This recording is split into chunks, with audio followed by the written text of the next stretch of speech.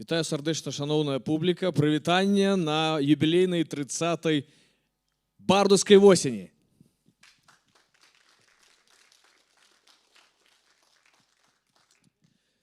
Вітаю ўсіх, хто сёння завітаў на гэты цудоўны вечар, а ён абяцае быць такім. Сёння я буду з вами, я Алесь Чахоўскі, на гэтай сцэне час ад часу прадстаўляць, што тут будзе адбывацца. І першае, што бы я хацеў вам паведаміць, гэта каб вы заўпэўніліся, што гук вашых мабільных тэлефонаў адключаны. Дзякуй вялікі. А яшчэ зараз адбудзецца прэм'ера. Я вельмі хвалююсь, бо ніколі такога не рабіў, але ну што зробіш. Шановні панство, istnieje możliwość tłumaczenia symultanicznego na język polski, jeśli nagle przestanie państwo rozumieć język białoruski. Mogą państwo skorzystać ze specjalnych słuchawek rozdawanych w holu. Dziękuję bardzo. Вельмі кранальны момант, бо, ведаеце, ну, першыню публічна нешта прамаўляў па-польску. Даруйце за мой менскі акцэнт. Хаця мне вельмі падабаецца, калі мае прыяцелі і сябры з Падлясся размаўляюць па-беларуску, і я слухаю іх такой падляскі акцэнт. Шаноўнае гаспадарства, вітаем таксама нашу аўдыторыю, якая глядзіць нас онлайн.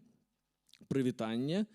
Вас чакае сёння незабыўны вечар. Але перадусім хацелось бы аддзячыць партнёраў і арганізатараў фестываля «Бардаўская восень». Прывітаем нашых партнёраў. Гэта арганізатар фестываля фонд «Тутака». Заснавальнік фестываля Цэнтр адукацыі і прамоцыі беларускай культуры ў Шчытах. Заданне фінансуецца са сродкаў The German Marshall Fund of the United States. Рэалізацыя задання дафінансавання са сродкаў субсідыі міністра ўнутраных спраў і адміністрацыі. Публічнае заданне суфінансуецца са сродкаў падляшскага ваяводства. Дзякуй. Партнёры. Горад Бельск-Падляскі, Беларускі ПЭН, Беларускі дом культуры, Дзяржаўная музычная школа першай ступені ў Бельску-Падляскім, Беластоцкі тэатр лялек, Infinity Group. Медыа-патранат. Будзьма беларусамі, Белсат ТВ, Беларуская радыёрацыя, Польскае радыё Беласток, Тыднёвік беларусаў у Польшчы Ніва, часопіс, ТВП-3 Беласток, ТВК Гайнаўка, Агляд праваслаўны, Мост, радіо Акадера, Ранішні кур'ер, сучасная газета. Дзякуй вам вялікі за медыападтрымку. А зараз ад імя маршалка падляшскага ваяводства я запрашаю на гэтую сцэну спадарыню Катажыну Корыцку. Прывітайма.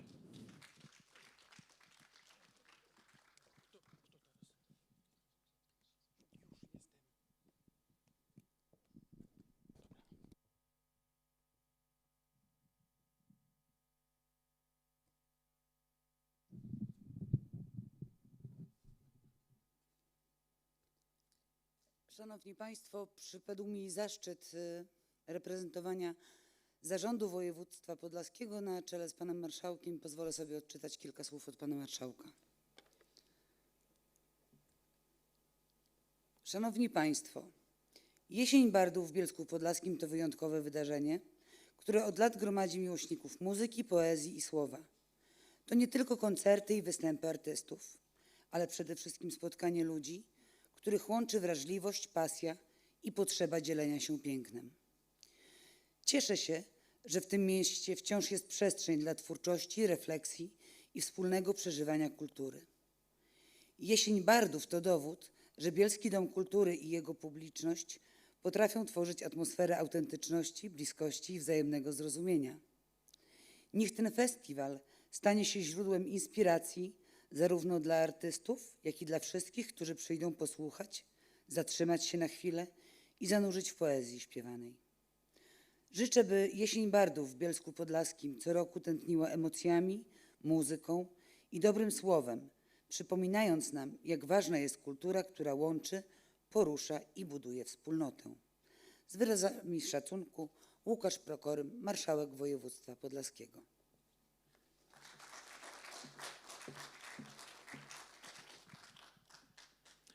Дзякуй вялікі, спадарыня Катажына.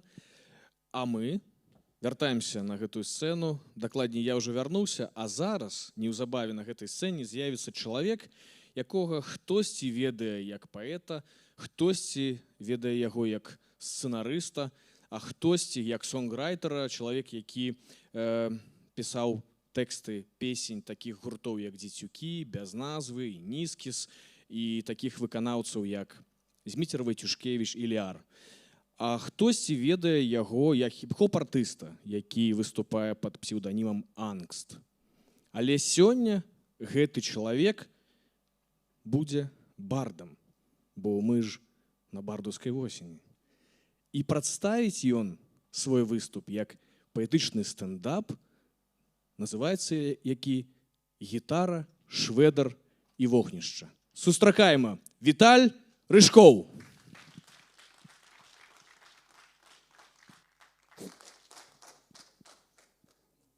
Добрый вечер.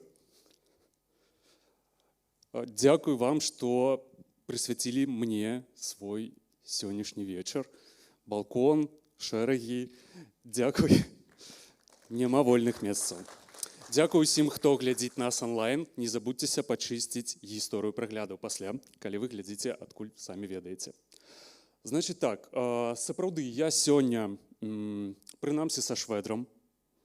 Гітара, скажем так, з'явіцца крышачку пазней. Давайте паспрабуем попросить хотя бы вогнішча. Может быть? Хай будзе так.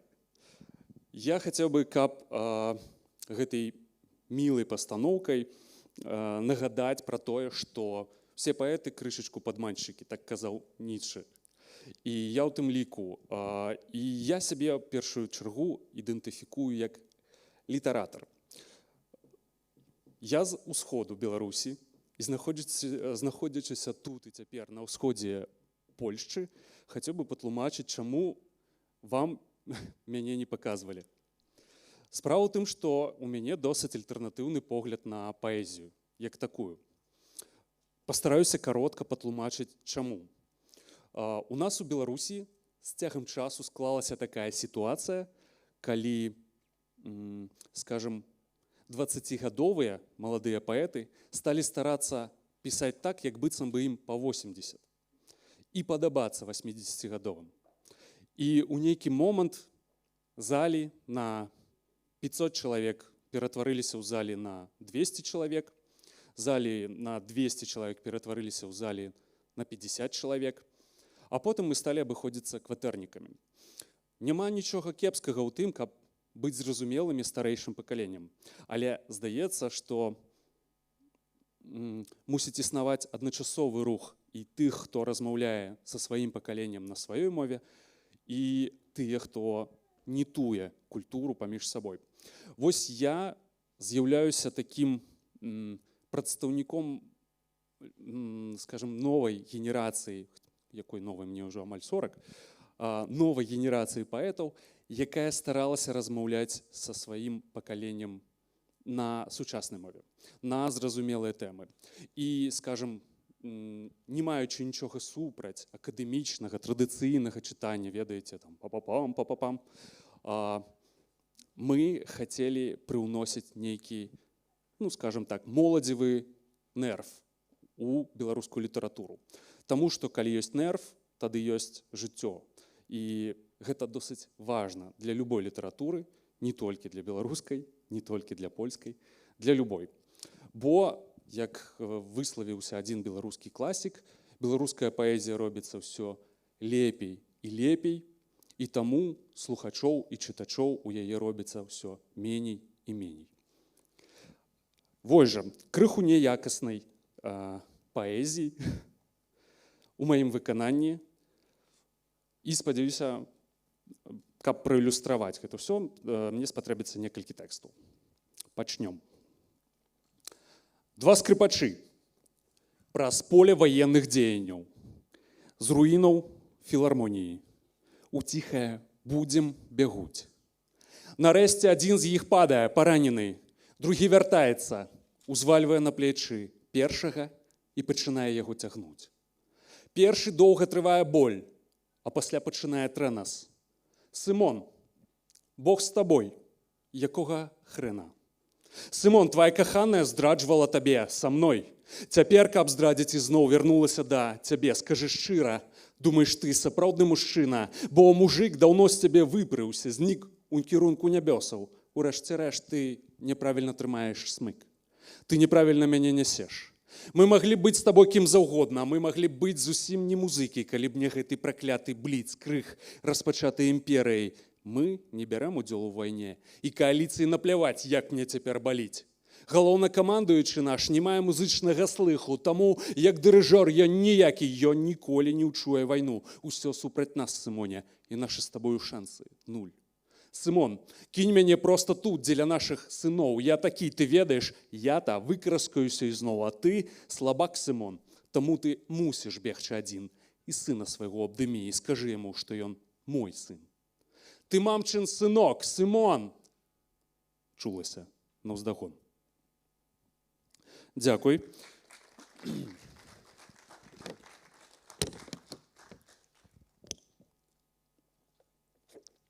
У гэтага верша ёсць працяг, досыць цікавы, таму што ён называецца «Самае цікавае». Самае цікавае пачынаецца потым. Сціхне адчуванне болю. І нешта жаночае, сціскаючае, незадаволенае, абцяжаранае табою, нарачэ цябе ідыётам, цяжкім, разлегшымся тут пасярэдзіне поля бою і павалачэ праз усю гэту вайну, лаючыся на сабе, за сабою. Калі ты плануеш памерці, а не ваяваць. Я табе вось што скажу, дарагі мой.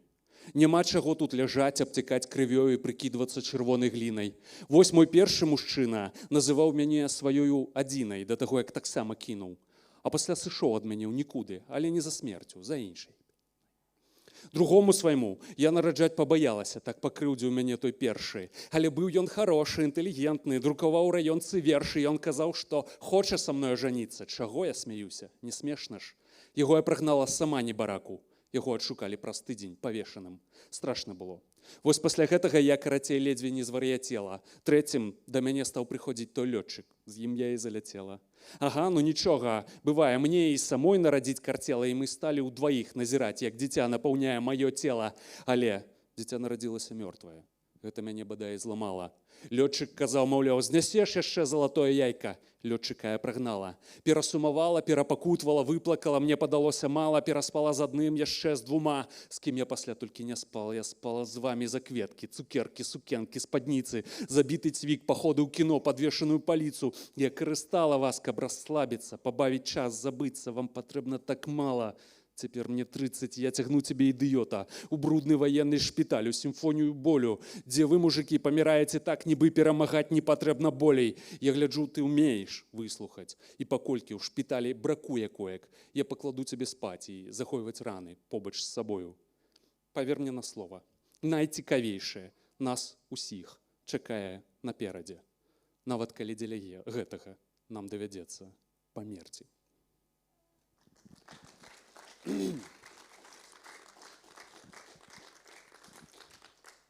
Ты сам – гэта твае наступныя крокі і прынятыя табой рашэнні. Але ніколі не ведаеш, што цябе напаткае у наступны момант. Мінск-Магілёў, Шашаў-Смузе, 2 аварыі па дарозе. Хутчэй бы даехаць, надакучыла ехаць, на мабілцы высвечваецца нумар былой жанчыны, і тут лось. Ну, ведаеце, лось. Весёлая махіна і стомлены пагляд. Лось. Назоўнік мінулага часу. І сена, і соль, і ўсё злілося выдатна. Самадастатковы лось, прадугледжаная непазбежнасць. Вы бачылі такіх раней. Ну, дык вось. Нязмушана, лёгка, фактычна з усмешкай. Акурат так, як намалявана на дарожным знаку, хоць там і алень. Зрэнкі прыадчыненая, пашча прыадкрытая, з размаху аб бампер, аб лабавое шкло, усім целам. Зацішша не было. Ён пачаў крычаць яшчэ да ўдару, гучна, пераканаўча, плача, просіць выклікаць хуткую, каб не пакідаў яго, даў шанец, абдымае, усхліпвае, кажа, кахае, раве, нашы адносіны не могуць так скончыцца, хай падумаю нейкі час, гэта невыносна. Мне таксама цяжка, шукаю сабе апраўданні, гэта ўсё справа звычкі, страшна заставацца адному, без размоваў, без абдымкаў, без сваёй жанчыны, столькі часу змарнавана, каб наладзіць адносіны, жудасна непрыемна такая прыкрасць. Some sign that is still around. Got to find the love that we lost. Шкада заранкі мне, што ў небе дагарае. Папераменна спявае лось. Ужо ўначы стаўлю машыну ў двары, халодная і адзінока, страшна, хочацца паліць, ніколі не ведаеш, што з табой здарыцца ў наступны момант, што цябе напаткае. Прыгажосць, каханне, лось.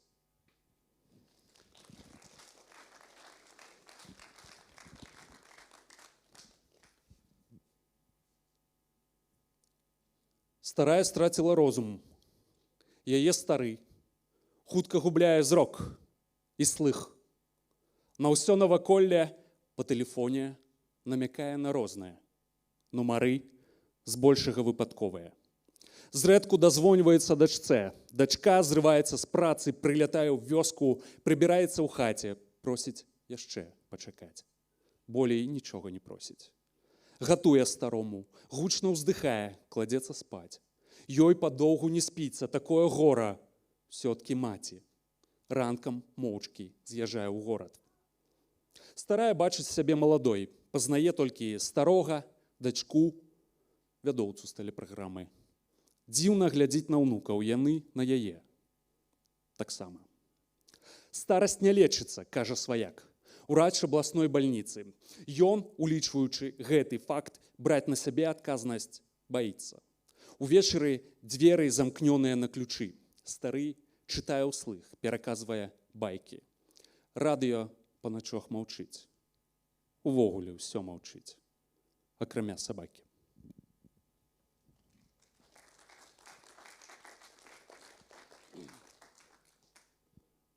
Верш з эпіграфам. Сергій Жадан. Партизан до тих пір вважається партизаном, доки є ворог, в тилу б якого він партизанів. Моя королева, мама, по правді я просто розбитий. Я ледь триваю. Король, як тільки зальється, настойває, каб я спасцігав навуку вайскоўца. А пасля пачынае спяваць гэтыя маршы і пахабныя песні салдацкіх прывалаў. Там у дэталях пра тое, што зробяць з усімі, хто нам не скорыцца. Я прашу адмяніць на мае 18 усе гарадскія святы.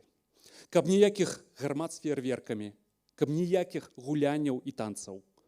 Адзначым цёплым сямейным колам. Я, ты, блазан, кат, мысляр і кароль тата. У той выкшталцонай зале ва ўсходняй частцы Восеньскага палаца. Блазан хай пачытае вершы, мысляр можа адсутнічаць па важнай прычыне, а кат весела апавядае, як у злачынцаў дрыжаць каленкі. Ведаеш што? Адказвае каралева, гразліва пацепваючы плячыма.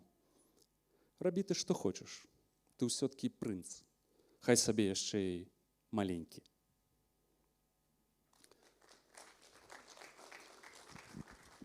Першым прачытаць наступную нізку вершаў і хачу і вам даць адпачыць і сабе і распавесці такую пра сябе рандомную гісторыю, што я адзіны у свеце сінхронны перакладчык з простай мовы Падляшша, з падляшскай версіі беларускай мовы на беларускую мову сучасную. Спатрэбілася гэта ў пастарунку ў Мінску, калі падляшская паэтка і мастачка Кася Сенкевіч прыехала ў Мінск, каб даследаваць у нацыянальнай бібліятэцы, ведаеце, арнаменты Беларусі. Вось асабліва яе цікавілі памежныя арнаменты з нашага боку, каб параўнаць іх з падляшскімі арнаментамі, каб выкарыстаць у сваёй творчасці. І так атрымалася, што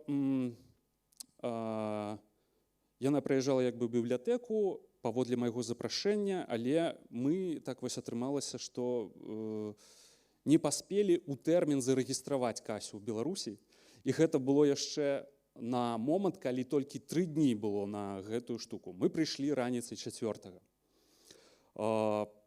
Як бы правільна вам патлумачыць, чалавек, які нас прымаў, быў, здаецца, гадоў 23, а ўжо ў форме. І такі дзябёленькі, маленечкі, але ўжо, прабачце, мент. І Кася спрабавала фармуляваць, што яна тут робіць, калі яна прыехала. І менту было дуже цяжка. Ён проста спрабаваў, ён казаў, я не разумею па-польску. Я кажу, гэта не польская. І перакладаю яму слова ў слова тое, што кажа Кася па-беларуску. Высветлілася, што моя кар'ера сінхроннага перакладчыка з беларускай на беларускую скончылася роўна ў гэты момант, бо гэты хлопец не разумеў і па-беларуску. Тады я досыць хутка перакваліфікаваўся з перакладчыка з беларускай на беларускую на расійскую, натуральна. Што вы думаеце, каб не зацягваць, гэта гісторыя скончылася тым, што мы на 2 з Касяй атрымалі штраф супастаўны, па-мойму, 400 еўра за 12 гадзін пратэрміноўкі. Вось жа такая гісторыя. Гэта гісторыя раз. Гісторыя 2. Каб правільна вы зразумелі наступныя тэксты, якія я збіраюся чытаць. Гісторыя 2 звязаная яшчэ раз з тым, што мы зараз знаходзімся на ўсходзе Рэспублікі Польшча, а я вялікую частку жыцця да 22 гадоў пражыў на ўсходзе іншай краіны, Рэспублікі Беларусь. І, скажем, што тут, што там, гэта праваслаўе, канешне, але крышачку болей. Так, сапраўды, у Магілёве ёсць і польскі дом, і касцёл, адзін са старажытных, па-моему, з 17 стагоддзя, вельмі прыгожы. Я не ведаю, як ён перажыў савецкія часы, але тым не менш, скажем, у нас на ўсходзе Беларусі ад праваслаўя не ішло беларускасці. У гэтым наша адрозненне. І скажем, усё беларускае на ўсходзе нашай краіны, Беларусі, чамусьці ішло менавіта ад касцёла. Менавіта дом польскі адным з першых запрасілі мяне на вялікі выступ сольны, калі я толькі дэбютаваў, мне было 19 гадкоў. Яны сказалі, прыходзь калі заўгодна. І так яно, зрэшты, і адбілася ў маёй памяці. Ужо потым я пабываў у беларускіх цэрквах праваслаўных, дзе вядуцца службы па-беларуску. Я ведаю, што тут, у вашым краі, гэта не вельмі важна. Маецца на ўвазе мова. Але, скажем так, на ўсё жыццё я запомніў, скажем, гісторыю свайго аднакласніка. Это быў добры чалавек, і ёсць, напэўна. Але ён кепска перажываў, ведаеце, гэта все гармоны падлеткавыя, пубертатныя. Яго так калбасіла всю старэйшую школу, што мы вельмі хацелі, каб ён ад нас сышоў з нашага класа. І мы ўрэшце гэтага дабіліся. Але напрыканцы мы даведаліся, што ўсе гэтыя гады ён, паходзячы з рэлігійнай сям'і, штонядзелю ходзіць у нядзельную школку. І мы жартавалі, што ён хіба вось усе гэтыя гадасці там, і якія робіць нам, аднакласнікам і ўсім на паралелі, хіба замольвае. Вось жа, з гэтай інфармацыяй я пераходжу да наступнага невялікага блоку тэкстаў і зраблю невялічкі дысклеймер. Гэтыя тэксты не пра рэлігійнае пачуццё. Яна пра выпадковых людзей не ў той форме. Святая праўда, вось жа. Сёння, Божа, іконы твае смяяліся. Праваслаўны бацюшка Міхаіл Магілёўскай царквы 3 свяціцеляў за стырном у нецвярозым стане, спынены супрацоўнікам ДАІ, зусім яшчэ маладзенькім, паводле вайсковых паняткаў, духам.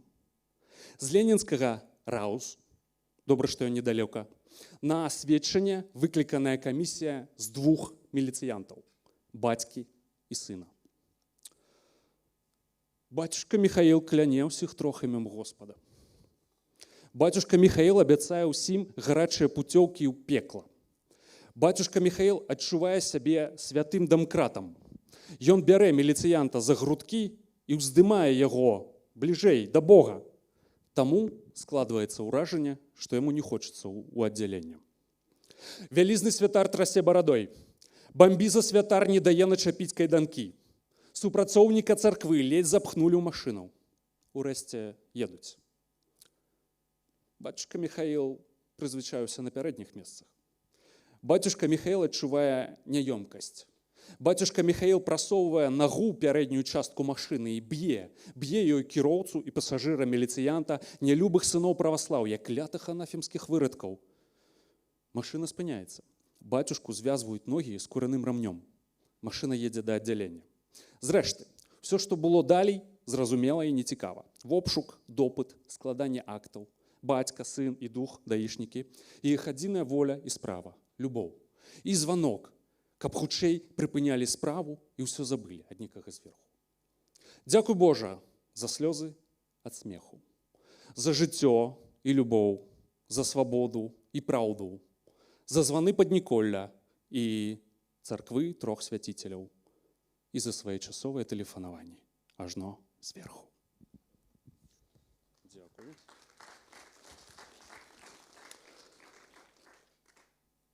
Можа быць, калі вы і самі не чыталі, але напэўна ведаеце, што ў старым запавеце ёсць кніга прарока Езекііля.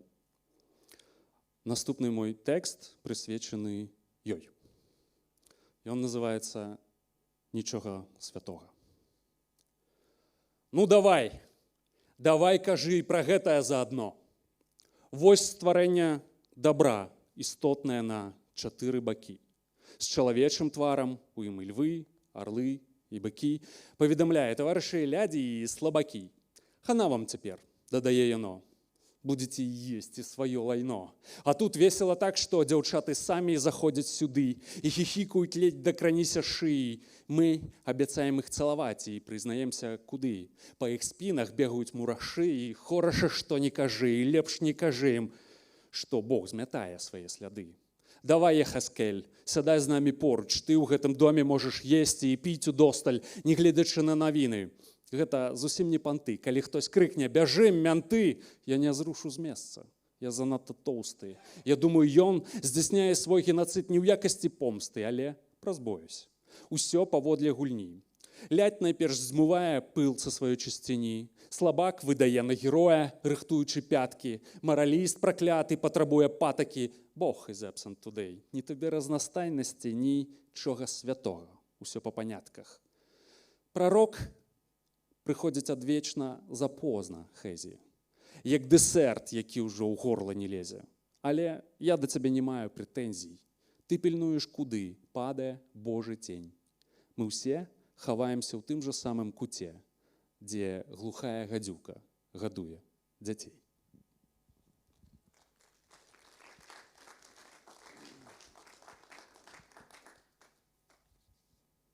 Тых, хто замахваўся на тыранаў ці аўтарытарных лідараў, далёка не ўсе і справядліва лічылі героямі, бо прапаганда зла не пакідае выбару, як і любая зброя.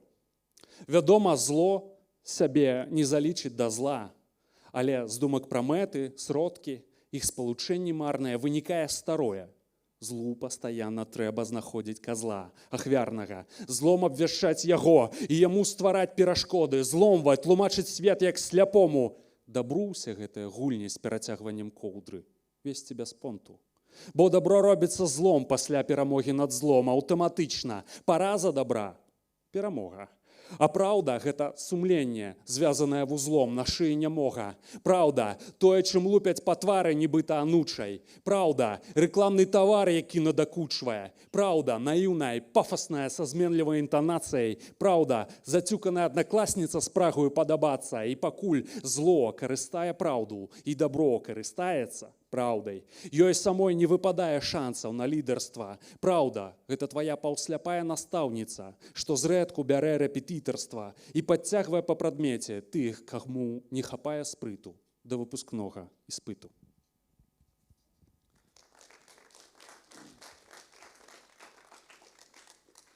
Казуля, за якой я бягу і якую ніяк не ўпалюю, нарадзілася дзень у дзень са мной. І пакуль я раблю са спрытнейшым, яна старэе, паляваць робіцца нецікава.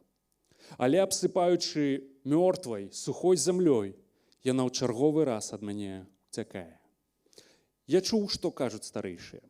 Кажуць, мы з ёй адно. Я думаю, гэта такая казка. Яна мяне ведае як сябе, і менавіта таму пазбягае пастак. Мая ўпэўненасць – першая ластаўка перамогі над ёй. За вакном цэлы воз гэтых першых ластавак. Казуля ўцякла ў правінцыю па суседстве, дзе на ўздых пазней узыходзіць сонца. Тут даволі забаўныя мясцовыя кланы, яны вырагуюць між собку, як ашалелыя зграі. Ніхто не перамагае, і назіраць за гэтым можна бясконца доўга, хоць відовішча малапрыемнае. І мой шлях самурая фатальна праз гэта ўсё пралягае.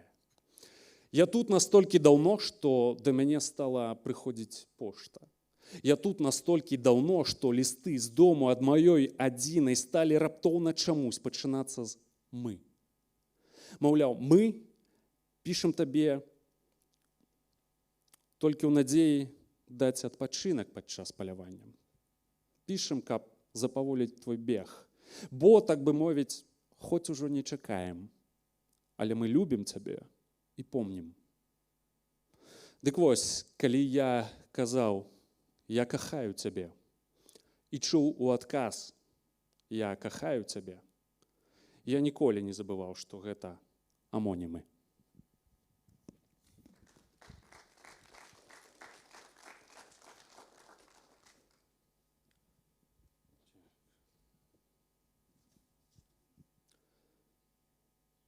У тэме вады плаваюць нават рыбы.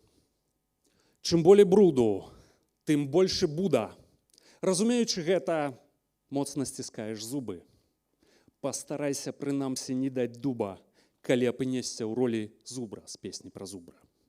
За тое, што сверб шукання толькі расце ашуканы, этэру больш не дадуць брэтэру, калі зразумееш, што сам і трапіў ва ўсе капканы.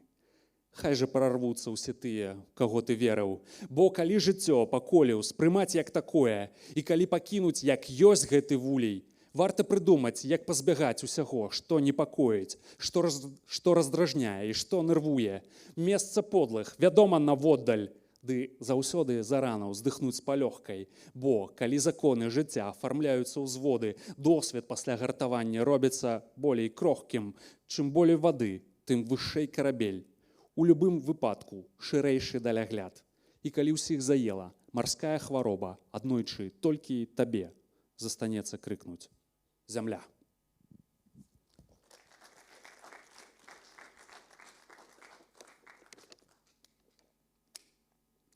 Не буду хаваць усім гэтым вершам, што я зараз вам чытаў, каля некаторым 15, некаторым 20 гадоў. Я хацеў бы прачытаць некалькі свяжэйшых тэкстаў. Штосьці з іх ужо ёсць песнямі, штосьці робіцца, ствараецца проста цяпер, штосьці, спадзяюся, стане ў будучыні. Але маю патлумачыць, чаму тое, што вы пачуеце, такое. Мне здаецца, што у беларускай літаратуры зашмат людзей, якія абнадзейваюць, дораць марныя надзеі. І калі, на маю думку, рэчаіснасць доўга не супадае з гэтымі надзеямі, адбываецца штосьці, што ламае цябе яшчэ больш. Таму, жадаючы, каб я апынуўся неправым, каб я не меў рацыі, я напісаў шэраг тэкстаў для беларусаў, якія знаходзяцца тут. Мы ніколі не вернемся, бо вяртацца не будзе куды. Нібы рыбы, шукаючы нерасту, у рацэ без вады, паўзучы, адчуваючы рэбрамі, як палохае невядомае. Так, нікому мы тут не патрэбныя, але не былі і дома. Без сям'і, і без роду, і без племені, без падворку сваіх і могілак, але ўсё адно не вернемся, бо не будзе прычын увогуле ні бізуном і ні пернікам, ні наіўнай надзеяй на лепшае. Мы ніколі не вернемся сабою ранейшымі.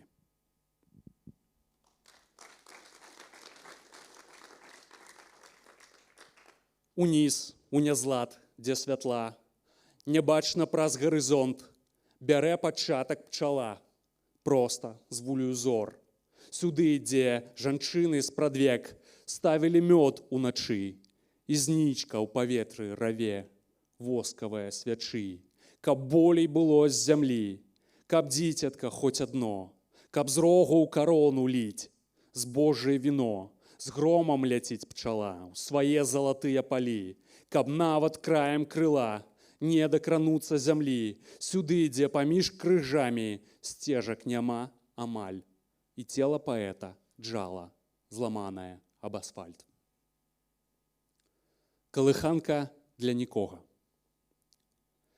Ніяк не засне дзіця. Я яму і гавару. Лепш не ўяўляй сцяг, які твая Беларусь. Лепш уяўляй, як ноч з уздром ахінае край, і ўсім там усё адно, ну не відно, і хай. Лепш уяві, як змрок з цемры цячэ ў душу, каб беларус нарэшце змоўк, каб не ўтвараў шум. Не згадвай сваіх сяброў, не думай пра гарады і не лічы звяроў. Лепей лічы гады. Лепей забыць дом. Дом то мінулы час. Іначай сонечным днём будзеш хацець крычаць пра тое, што мы маглі б весці свой рэй у бой, глядзець да гары ў глыб будучыні сваёй. Гэтае сненне даруй, нам ніяк не ўхапіць. Спіць уся Беларусь. Ну, то і ты спі.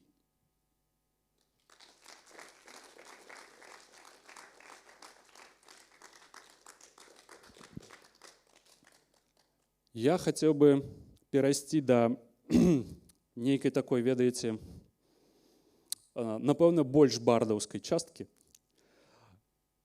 Я не умею спяваць, мой спеў адбываецца на ўзроўні сэнсаў. Мяне часам называюць рэперам, але рэп у хіп-хоп музыцы гэта як блатняк унутры аўтарскай песні ўсёй бардаўскай. Я кніжны хлопец, я не рос на вуліцах, я не рэпер, але хіп-хоп на мяне паўплываў. Я ведаю, што тут ужо чыталі да мяне рэп, і гэта рабіў Александр Памідораў. Магчыма, у кагосьці в той ці іншай форме гэта гучала. То мне здаецца, што аўтарская песня, паколькі рэп гэта вельмі бюджэтны жанр, развіваецца ў нейкім такім кірунку. Імаверна, яшчэ пасля мяне на бардаўскай песні будуць людзі, якія чытаюць рэп. Я, ведаеце, прыдумаў хітрую штуку. Мне здаецца, што рэп гэта жанр не для ўсіх. Калі вы на ім не раслі, у адрозненне ад мяне, вам не будзе так цікава. Але я зрабіў вось якую хітрасць. Я буду першым у свеце рэперам, які не задзяўбаў вас. Я зрабіў рэп-папуры. Я абрэзаў кавалкі песень сваіх і хачу іх вам прадэманстраваць. Так, толькі зраблю глыток. Мне час ад часу спатрэбіцца ваша дапамога. Вось у першым трэку будзе спяваць Зміцер Войцюшкевіч. Ведаеце, хто гэта такі? Нарэшце. Там, магчыма, можа быць, вы папляскаеце Змітру. Калі вы захочаце, зможаце яму падспяваць. Але давайце вось такі эксперымент. Так, каб вы не палохаліся і не пачалі сыходзіць проста падчас. Хачу паведаміць вам, што у гэтага ёсць ліміт. І гэты ліміт 10 хвілінак. То пагналі. Маэстро, дзвеньк.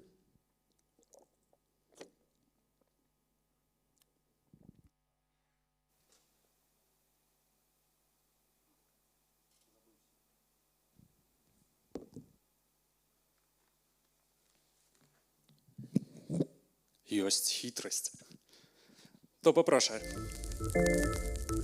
Ведаеце песню?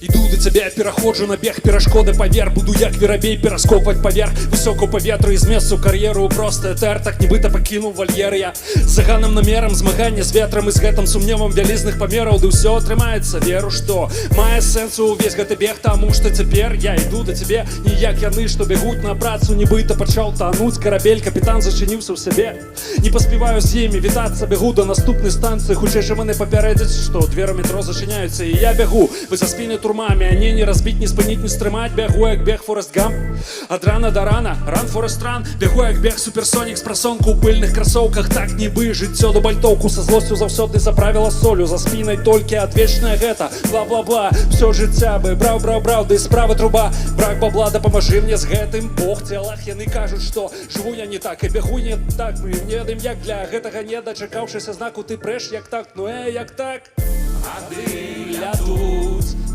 нараджаемся тут и помираем тут. Это новая песня.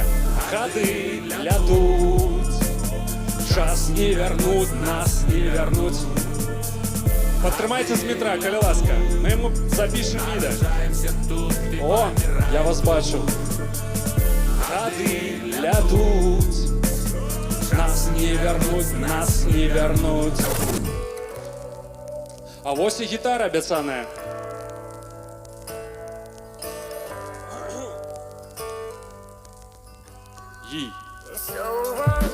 Калі ты болей не дзіця шчаслівага жыцця, на год працягласцю хаця б, на жаль, не гарантуе ЮНІСЕФ, і на башку з пагледжаных мульцях ночы падае раяль наверх кавадла, і вядома ж сейф, і тут жа не націснеш сейф, не перапройдзеш нанова жыццё ад моманту, калі пайшло не так усё, калі прасёк, дзе не прысеў, а дзе не ўцёк папёраў, ну проста сел, ды помні, ля скроню ў гэты момант пальцам пакруціў анёл ахоўнік, і парадокс жыццё таму і ёсць шароўным, прымаць адказнасць на сябе, як разміць тут для таго, каб размаўляць з сабой на роўных, здымай карону, дайшоўшы да паловы, часам трэба пачынаць па новай, але запомні, тут усё умоўна, і трэба ўмець заплюшчыць вочы і ляцець не ведаю куды, ды калі на сэрцы цяжка, калі навокал цемра і бязважкасць.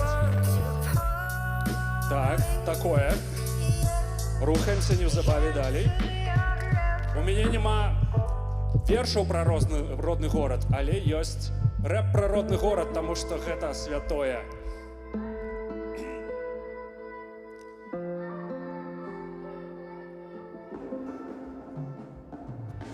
Узгорасты ўсход, Магілёў, камяністы бераг Дняпра, горад праўды, няпраўды, хадзем нам направа, ад цэнтральнай кропкі на мапе мы трапім не ў прайм-тайм, раскажу табе пра ўсё, што нельга пабачыць, прабач, у памяці прагал, праз гэта багата няпраўд пра нас, так нядоўга прапасці на праўду, львіны браць не раз у пастку трапляў, ды амаль шторазу вымудраўся з яе вылазіць, доўга расказваць тут Дняпро, тады кроў браў, аршанская біць, лічу абсцісла Дуброўна, я і сам у гісторыі пра фан, таму гэта не папрок, брат, проста крок да праўды, бо ва ўсіх тут ведаў брак, бо ніхто не згадвае пра магдыбургскае права, праз выразанае папросту акупанцкае войска, і горад спалілі з помсты на загад Пятра, і што ў часы расійскай імперыі тут пачалося.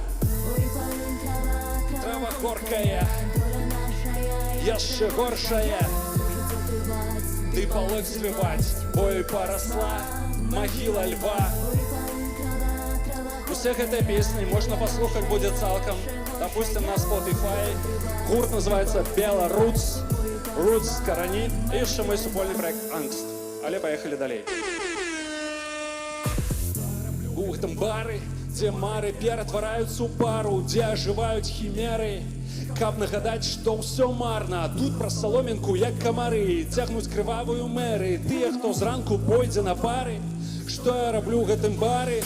Я вучуся прымаць наступствы, разумець, што былое не знікне, але верагодна аднойчы адпусціць і болей не будзе балючай. Прыкра памяць паступна ўсаджвае іклы, самы лядашчы сардэчны мускул сціскае, трываеш звыкла, гэта вельмі па-беларуску. Сэрца больш не змяшае людзей, але ведаеш, час ідзе. Я не заўважаю хаду падзей, але часам пытаю, ты дзе? Мы не той, каб не маладзеем, мы шукаем, як перагнаць надзеі юнацтва. Я адбег нормально, да азірнуўся спытаць ты дзе, навошта кранаю свае нарывы, ты знікла ў дыме, да цябе куды мне, не тое, каб ты мне дарыла крылы, просто тады мы не дагаварылі, а тут нядаўна мяне накрыла гэтымі ўсімі старымі, гэтымі ўсімі тваімі, маімі, гэтымі ўсімі. Я ачомаўся толькі на пустцы, я баяўся яно не адпусціць, так і сталася ўрэшце, вусціш гэта вельмі па-беларуску, ні цябе, ні мяне, ні нас, тут так наступствы ідуць у наступ, мы адкрыліся, скінулі маскі, але размаўляць няма з кім. Бар найшоў, мне вышоты, я пайшоў і яшчэ на пасажок, можна адпачыць душой, тут такая прыгажосць, што вышоты, я пайшоў і яшчэ на пасажок, і яшчэ на пасажок. Зноў бар найшоў, мне вышоты, я пайшоў і яшчэ на пасажок, мне бы адпачыць душой, тут такая прыгажосць, што ты зоркі ў шоку, і яшчэ на пасажок. Дякую. Люблю віскі з лёдам і колай, але без колы стагу батла рудога з зялёным, падобным на лепрекона. Для направду добрай размовы стопудова, хоць крыху алкаголю, што? Абавязкова, але зазвычай мы сам-насам з півасам і добрым сябрам да закрыцця кавярні за размовамі квасім, шукаем у віскі містыку, у віне ісціну, і паходу ўдвох па БРБ сапсавалі статыстыку. Букоўскі нехітра глушыў віскар літрамі, хэм стварыў знакамітае стары мора Макіта, процьма паэтаў былі сінімі, як Есенін, але нарколагу пофіг, алкаш ты ці пісьменнік, і вось недзе паміж пяскоў чарназёму і гліну, паміж Польшай, Расіі, Літвой і Украіны, паміж пустак балот беларускай зямлі, мы, што, у цэнтры Мінска замаўляем яшчэ па піве. Слухай, у нас яшчэ засталіся грошы, а? Давай па апошнім, слухай, у нас яшчэ засталіся грошы, давай па апошнім, слухай, у нас яшчэ засталіся грошы, а? Давай па апошнім, слухай, у нас яшчэ засталіся грошы, а? Давай па апошнім. Дзякуй.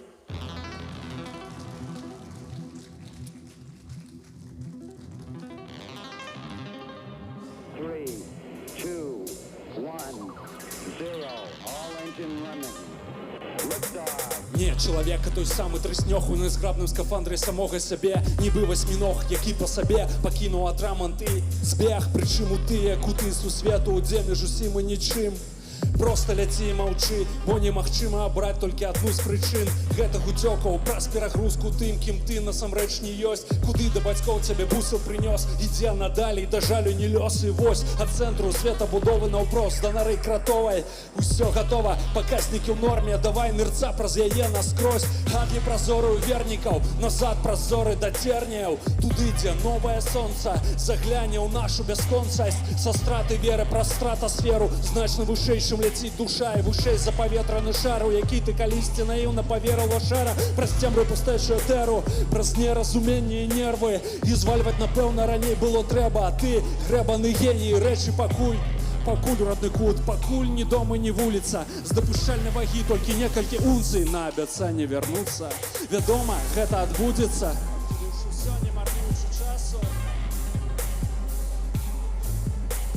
Я буду вельмі імкнуцца хадой аўтаспынам альбо бізнес-класам.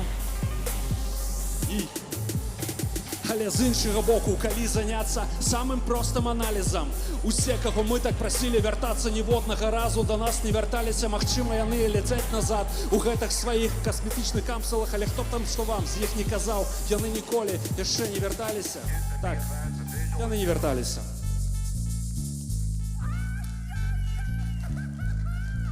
Чохлё, я такі ж чорт, як і ты. Я прыйшоў сюды, каб са сцэны звесіць капыты, каб ты башкой айдаў пад біты, каб ты адчуваў залатыя гады, барадатыя дзяды раздаюць не беды, гэта не грызы, зуб рэальна залаты, зацані, ага, вось і я аб тым. Быў бы маладым, я бы тэкст не забыў. Як бы так сказаць, для чаго я тут? Паказаць майстар-клас, олдскул, інстытут, паскакаць так, быццам сцэна, батут. Я фізрук, я настаўнік, я тут, мне патрэбны лес рук. Рукі вверх уніз, вось так, зашибісь. Трэба так гайдаць, каб пасля наклалі гіпс. Так было калісь, і таму біч пліс, ну. Давай без компромисса, руки вверх-вниз. Руки вверх-вниз, вось так. Руки вверх-вниз, вось так, зашибись. Руки вверх-вниз, вось так. Руки вверх-вниз, вось так, зашибись. Руки вверх-вниз, вось так, но. Руки вверх-вниз, вось так, зашибись. Руки вверх-вниз, вось так. Руки вверх-вниз, вот так, заебись. Че. Дякую. Забыв прочитати. Я тут почав писати реп по-польську. Пакуль што ёсць толькі 2 радкі. Вибачайте, я ще не тренувався вимовляти, пакуль сьогодні у всіх дебют. Там, так, секунду. Так. В górę ręce, kto słyszy to piosenkę, a dlaczego tylko patrzysz na mnie, jak warszawiak na sutki syrenki? Дякую.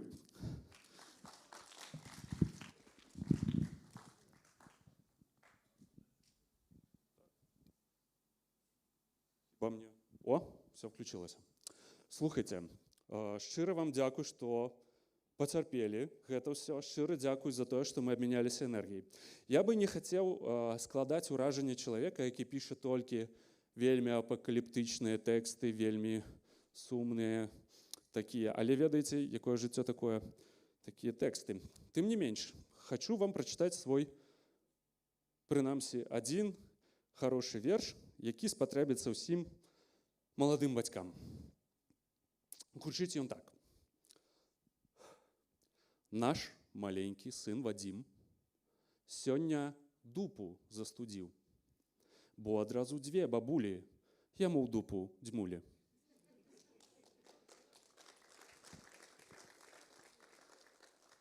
Шчыра вам дзякуй. Я спадзяюся, што пасля такога выступу бардаўская восень не толькі не перастане запрашаць паэтаў, але яшчэ, можа быць, зробіць нейкі рэп-адсек, можа быць, ведаеце, з батлам, з нармальным, не гітарным момантам.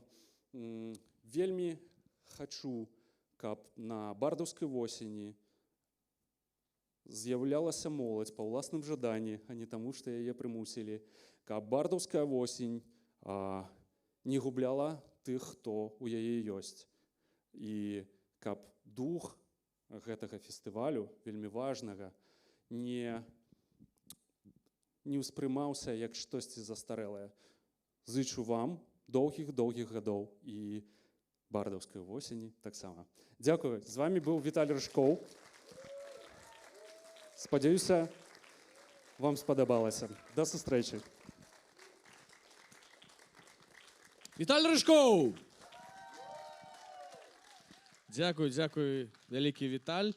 Я хочу нагадаць для тых, хто, можа, не заўважыў, але у фае ёсць кніга Віталія Рыжкова, гэта 3е перавыданне яго зборніка «Дзверы замкнёныя на ключы», якую можна набыць, а пасля таго, як скончыцца наша імпрэза, там жа у фае Віталь будзе рады даць вам свой аўтограф ці на кніжцы, ці, можа, на чымсьці іншым. Так што вось такія навіны. Можна набыць і кніжку, і здабыць аўтограф. Дзякую яшчэ раз, Віталій Рыжкоў.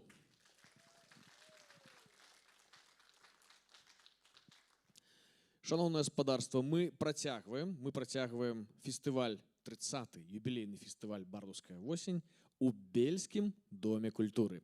І пераходзім да урачыстай цырымоніі ўручэння прэміі імя Міхала Анімпадыстава. Сёння у межах праграмы «Бардаўскай восені» адбываецца урачыстае ўручэнне прэміі імя Міхала Анімпадыстава. Гэта ўзнагарода, названая ў гонар выбітнага мастака, паэта, філосафа і культуролага, прызначана для адзначэння найлепшага дызайнерскага рашэння паліграфічнай якасці і адпаведнасці афармлення беларускай кнігі і яе зместу. Міхал Анімпадыстаў быў асобай непарыўна звязанай з нашым фестывалем. Ён выступаў у якасці старшыні журы, а ягоная непаўторная аўтарская стылістыка сфарміравала візуальны вобраз многіх плакатаў бардаўскай восені. Прапануем разам акунуцца ў гісторыю асобы і прэміі імя Міхала Немпадыстава, а таксама ўзгадаць яркія моманты з папярэдніх цырымоній узнагароджання.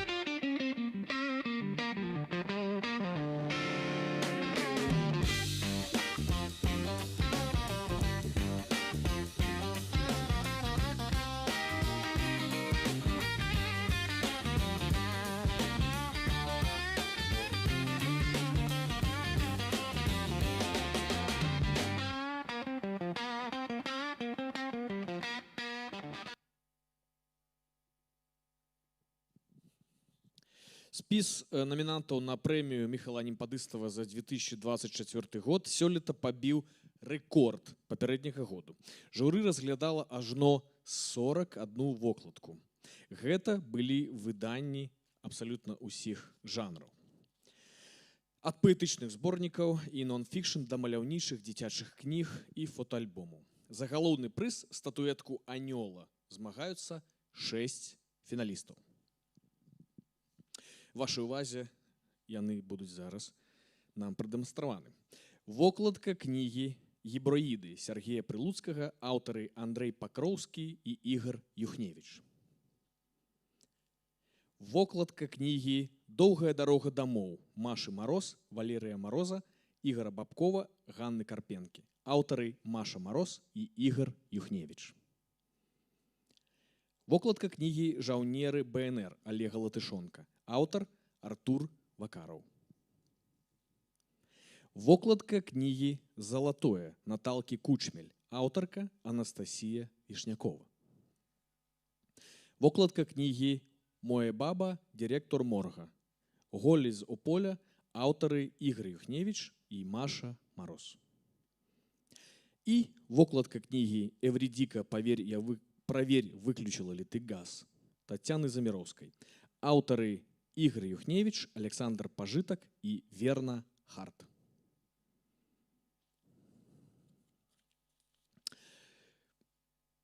У гэтым годзе журы працавала па рэйтынгавай сістэме. Усе вокладкі ацэньвались па 5-бальнай шкале. А канчатковага пераможцу выбіралі шляхам сумавання галасоў па 3 намінантах ад кожнага сябра журы. Сёлета ў складзе прафесійнага журы прэміі сярод публічных асобаў былі Анатоль Лазар, дызайнер, экс-кіраўнік беларускай студыі «Адліга», Святлана Дзімідовіч, мастачка, ілюстратарка, пераможца леташняй прэміі, і Надзея Зелянкова, крэатыўная дырэктарка, працавала ў дыджытал-агенцыі Red Graphic, былая саўладальніца галерэі у Нескладовая.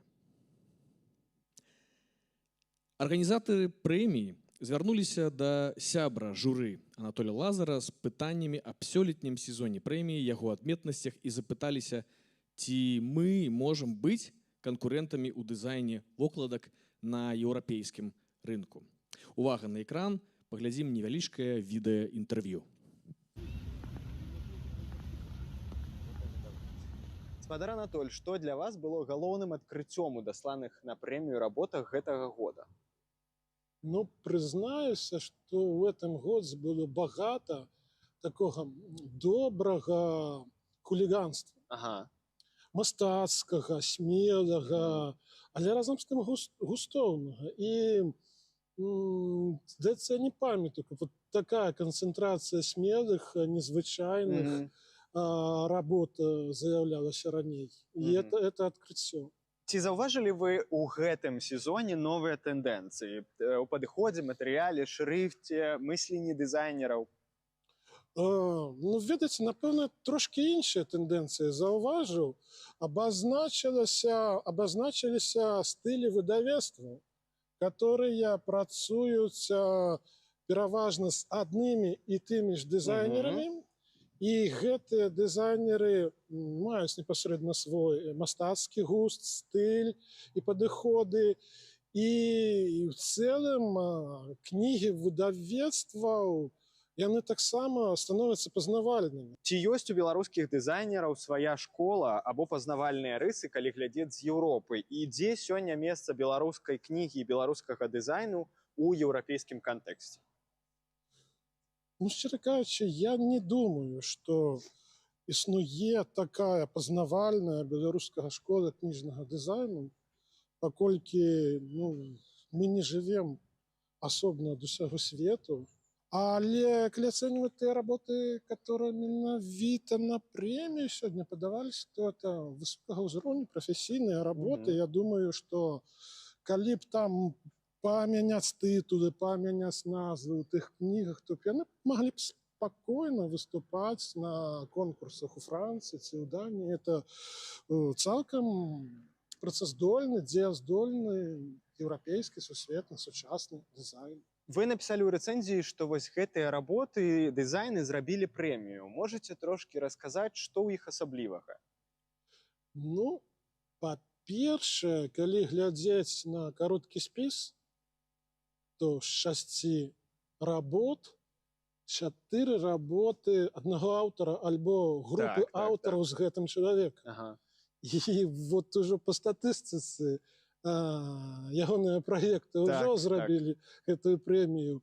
І не сказаць, што яны такія нероўныя, яны розныя, але яны досыць канкурэнтныя нават паміж сабой. Таму што кожная з іх, яна смелая, яна вельмі прадуманая, вельмі глобальная. Калі аўтар аздаблення падыходзіць не толькі да вокладкі, ён падыходзіць да мастацкага сэнсавання ўсёй кнігі.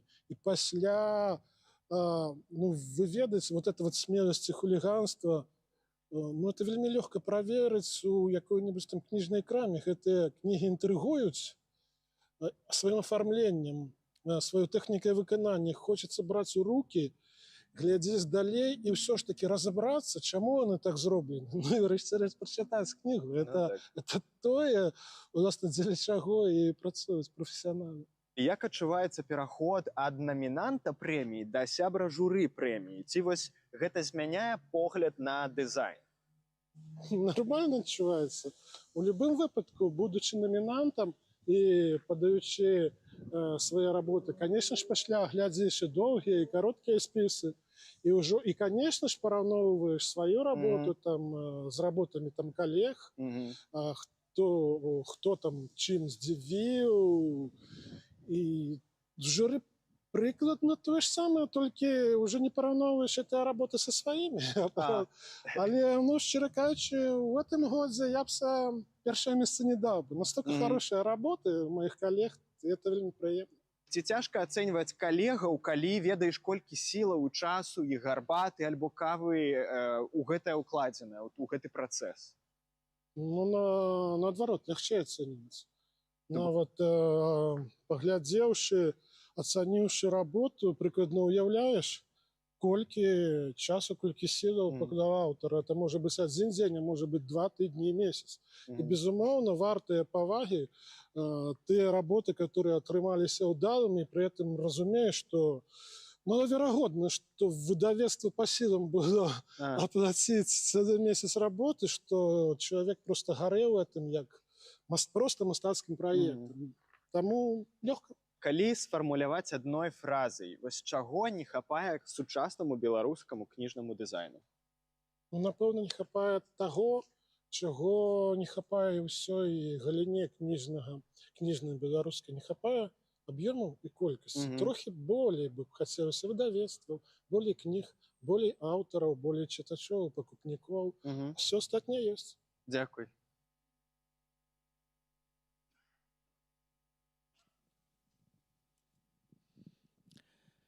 Сёлетні сезон прэміі імя Міхала Немпадыстава быў арганізаваны беларускім пэнам і фондам Open Culture. Аргкамітэт шчыра ўдзячны пастаянным партнёрам, кампаніям H&L і кампаніі Loud, а таксама фонду, які падтрымаў сённяшнюю цырымонію. Прэмія ажыццяўляецца пры падтрымцы нацыянальнага плану аднаўлення Міністэрства фондаў і рэгіянальнай палітыкі Польшчы. Дзякуй вялікі.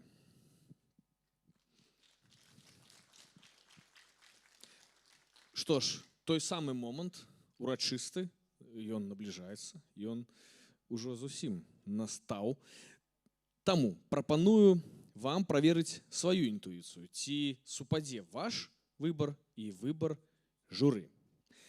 Проста зараз для ўрачыстай прамовы і абвяшчэння выбара журы найлепшай кніжнай вокладкі 2024 года я запрашаю старшыню беларускага пэна Тацяну Нядбай.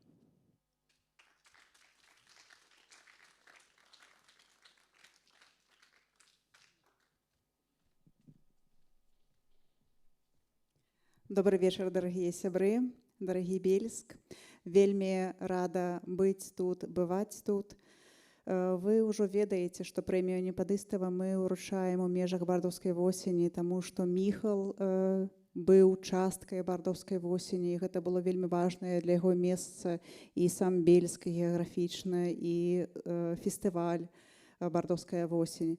Але мяне сюды паклікалі агучыць пераможцу, але я так лёгка вам не здамся, таму што я думаю, што вы яшчэ можаце крыху падумаць, хто ж, якая ж з вокладак магла перамагчы.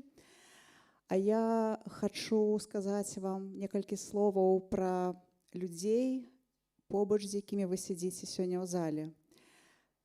У Пэна, я прадстаўляю беларускі Пэн, у Пэна, у сям'і Пэнаў ёсць такая традыцыя пустога крэсла, калі мы праз прысутнасць сімвалічную людзей у выглядзе партрэтаў, у выглядзе пустога крэсла аддаем ім пашану, аддаем ім увагу сваю і згадваем пра іх у нашым выпадку незаслужанае зняволенне. Я хочу сказаць, што па стане на 15 кастрычніка не менш за 33 чалавекі слова ў няволі.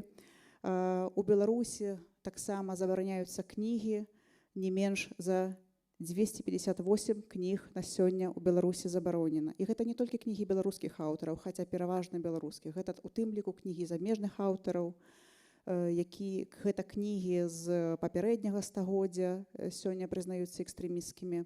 Гэта вялікі боль і вялікая трагедыя для нашай культуры і страта для нашай культуры, тое, што мы перажываем сёння.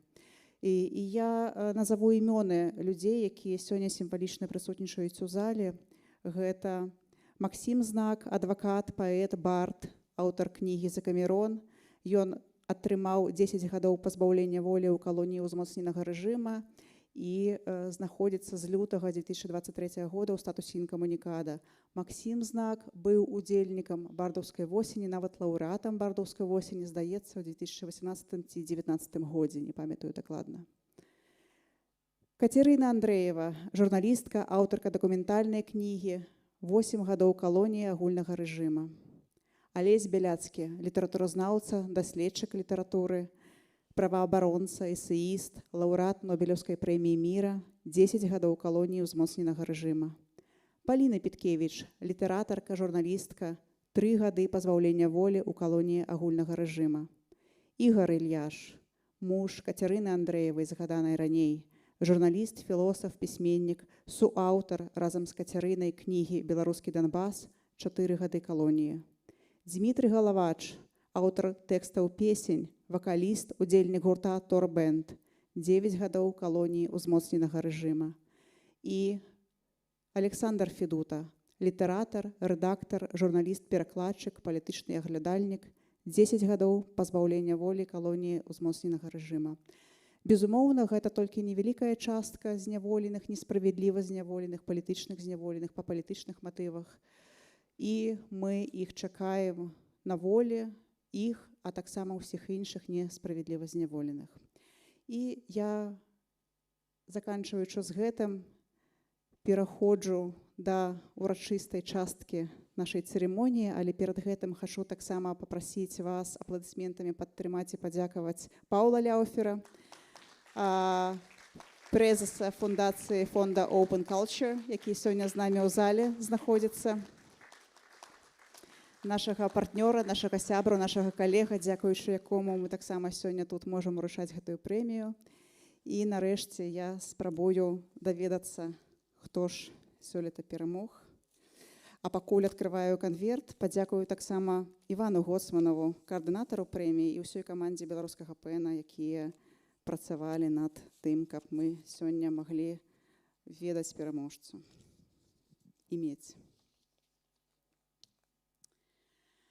За выкшталцоны дызайн кнігі як арт-аб'екта, за паважлівае хуліганства, за вокладку, што не саромеецца быць адметнай, прэмія Міхала Немпадыстава уручаецца аўтарцы і аўтару вокладкі кнігі «Моє баба, директор морга», «Голі з Ополя», Марыі Мароз і Ігару Юхневічу.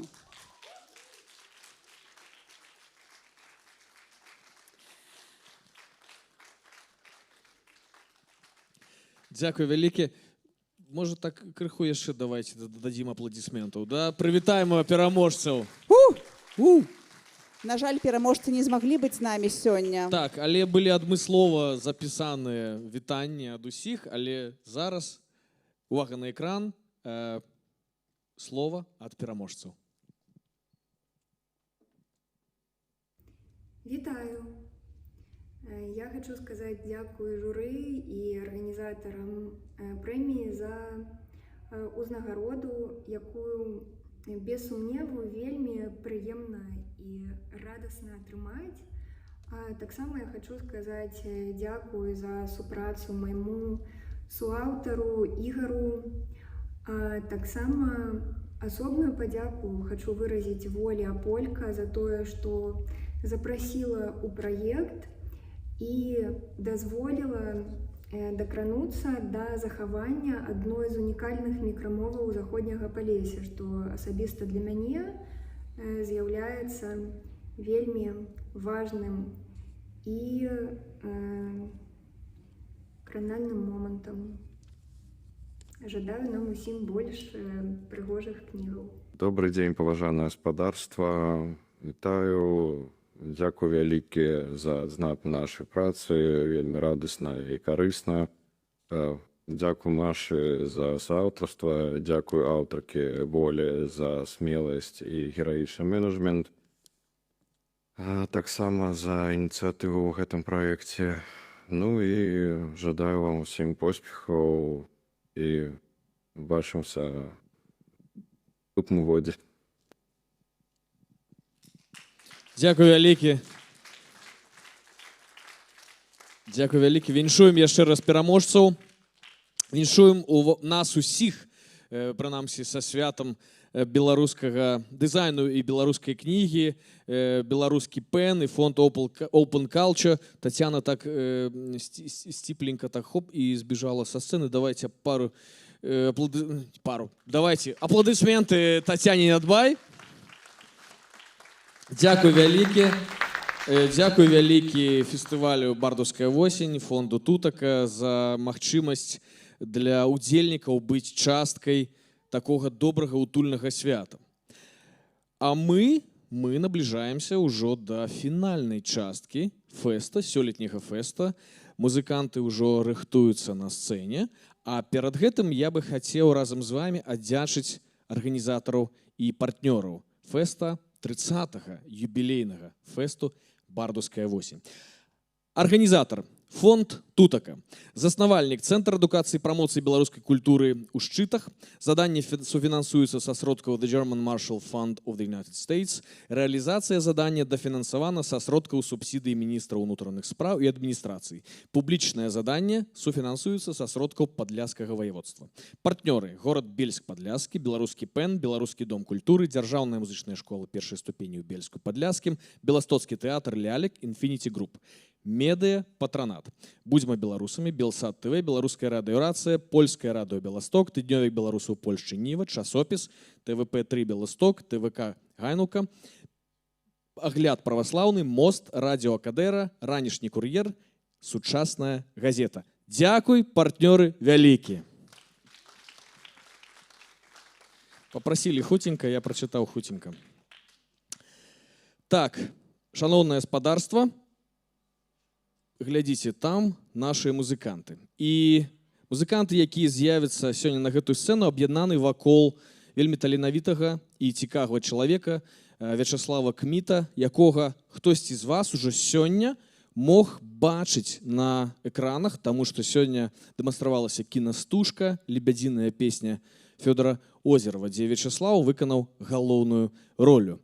А зараз Вячаслав са сваімі сябрамі, калегамі, музыкамі прадставіць для вас шыкоўны музычны выступ.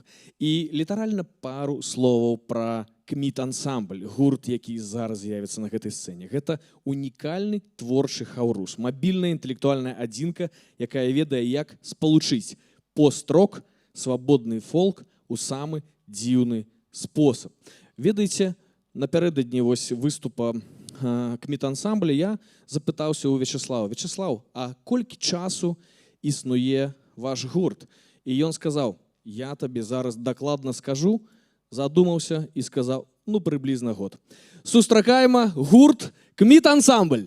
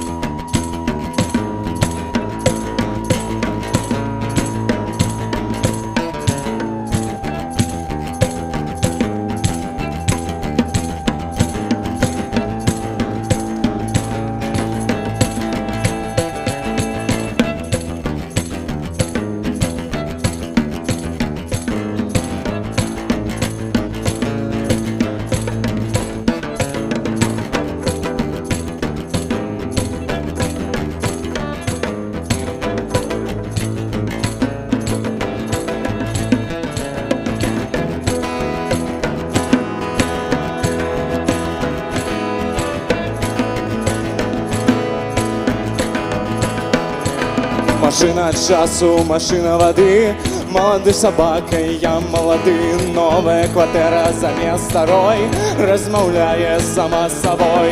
Журналісты, кінакрытык урываюцца на мітынг.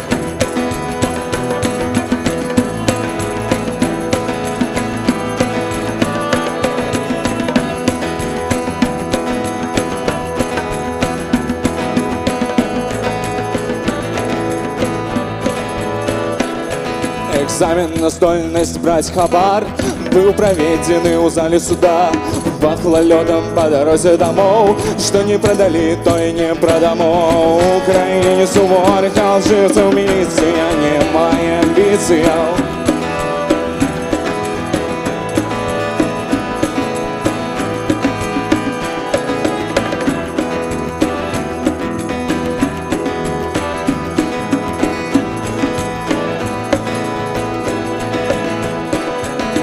Семь отсотков, 7 мудрецов, 9 сотняв и 6 веков. Образы раскиданы по кутах, там, где я лезу с усмешкой на дах. Неудалое змагание супроть пляву на диване.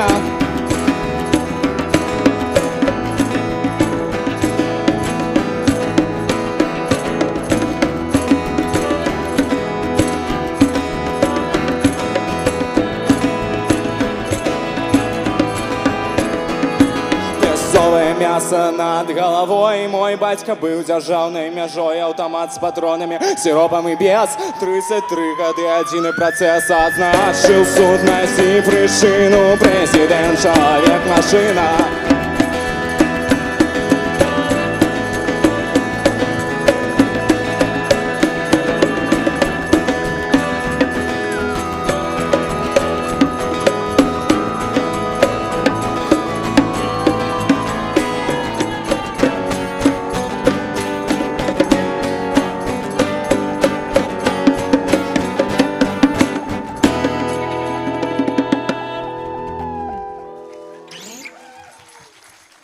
Привет, сябры. Спадзяемся, што у вас все добра, таму што у нас все добра. Але наступная песня не пра гэта, наступная песня пра 2 чалавек, яна называецца «Два чалавекі».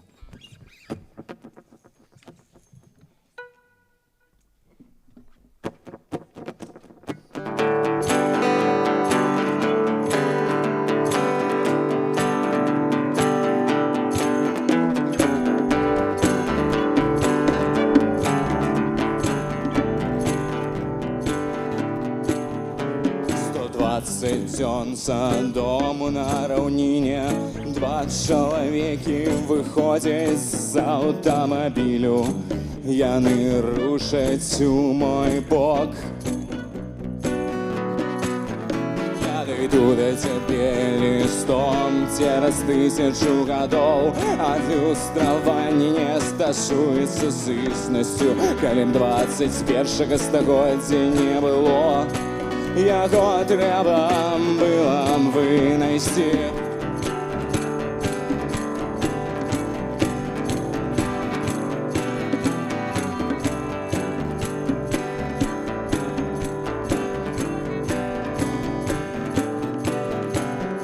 Выбухі і стрэлы. Так я і стаў пацярпелым. Пациенты пошли додому, шпиталь закрыли. 2 чалавекі выходят за автомобилю. Яны рушаць у мой бок. Яны рушаць у мой бок. Яны рушаць у мой бок. Я дайду да цябе лістом цераз 1000 гадоў. Адлюстраванне не стасуецца з існасцю, калі 21 стагоддзя не было. Яго трэба было вынайсці.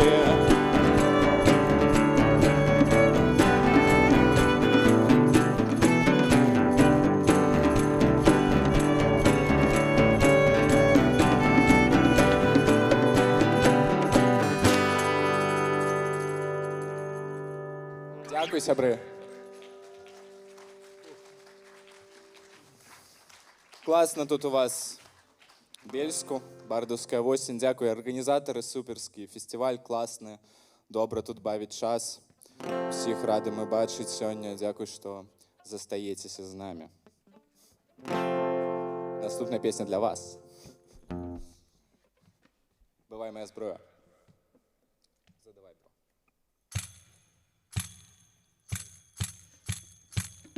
Прачынайся хутчэй, нам трэба шмат чаго яшчэ паспець. Не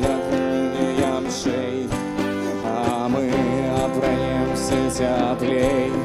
Мы бредем у тишине, наши корни все мощней,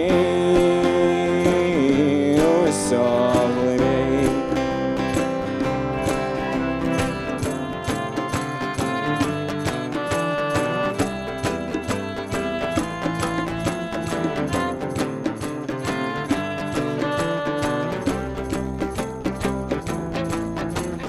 Новый день застыл, кубку и солнца взошло над постарунком, и той откинул тень.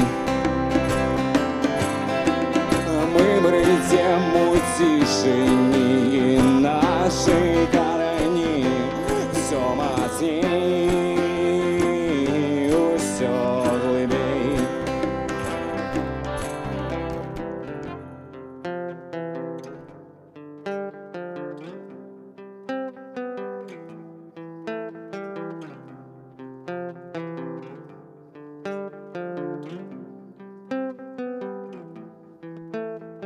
Бываемая зброя у траурным строю, у наших покоях заўсёды усё под контролем, заўсёды усё под контролем. Мы бредем у тишине, наши корни усё мощней, усё глубей. У тишине, наши корни усё мощней, усё глубей.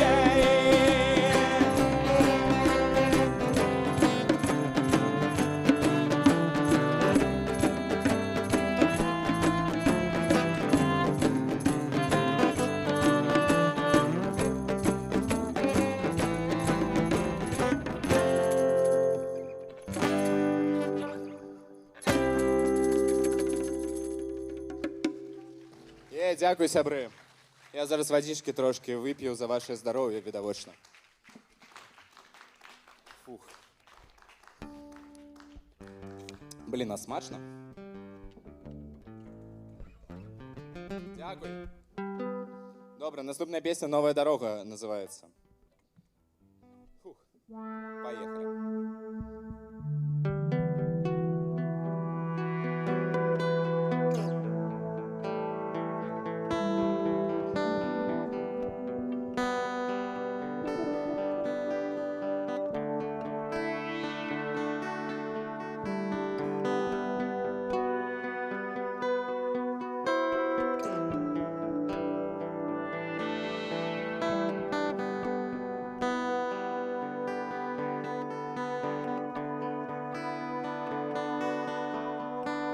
Червоні плями на білій кашулі, я нічого не бачу, я нічого не чую, а мягкие стіни окреслили родний обшар.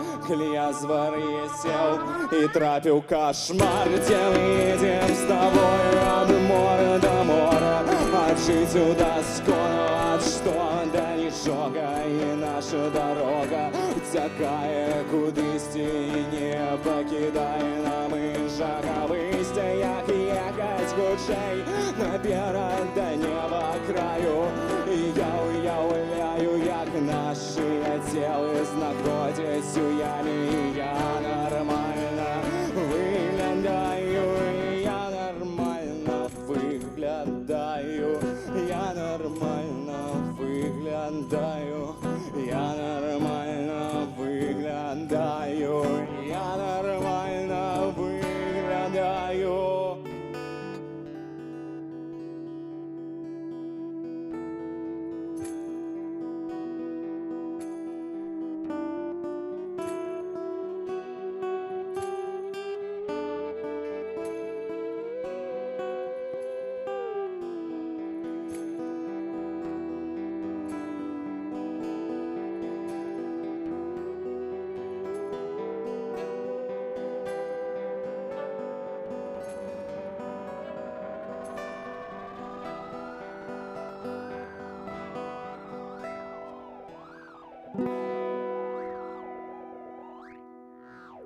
Дякуй.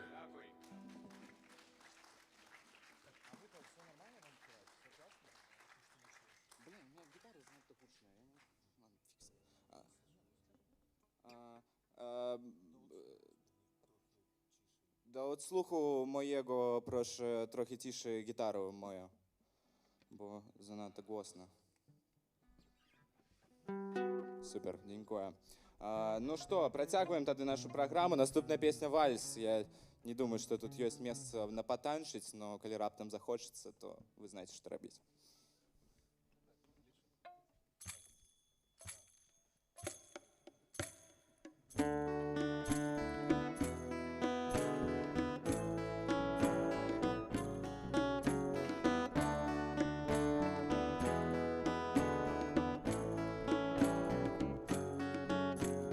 Право на древо, просто і улева, а може не можна, а може не треба, па хлебе лязом і хлебом по небе. Гэта не пэўна, але і не вельмі добры, просто паколе на працу, хтосьці на пляцы, не характэрным для гораду і для прасторы. Усё это згодныя, неверагодныя.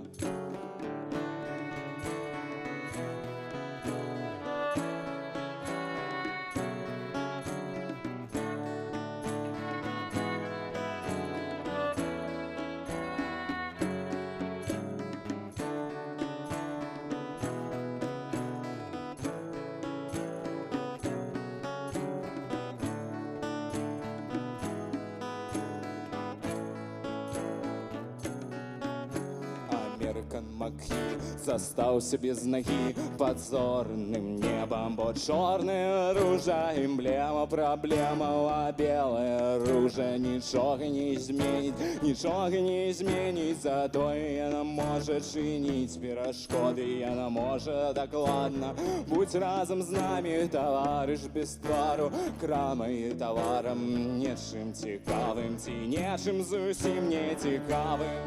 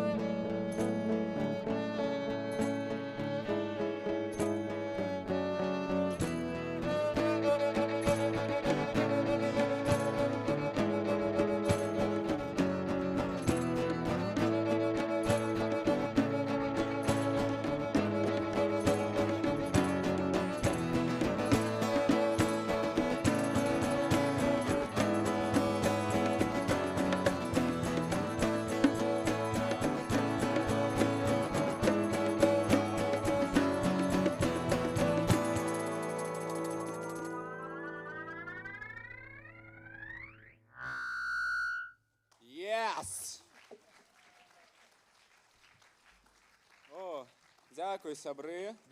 Спадзяюся, што вам усё даспадобы. Папляскайце ў ладкі, калі раптам так. Бо, справядлівасці дзеля, мне вас абсалютна не відаць. Супер. Клас. Добра, наступная песня новая, таму слухайце уважліва.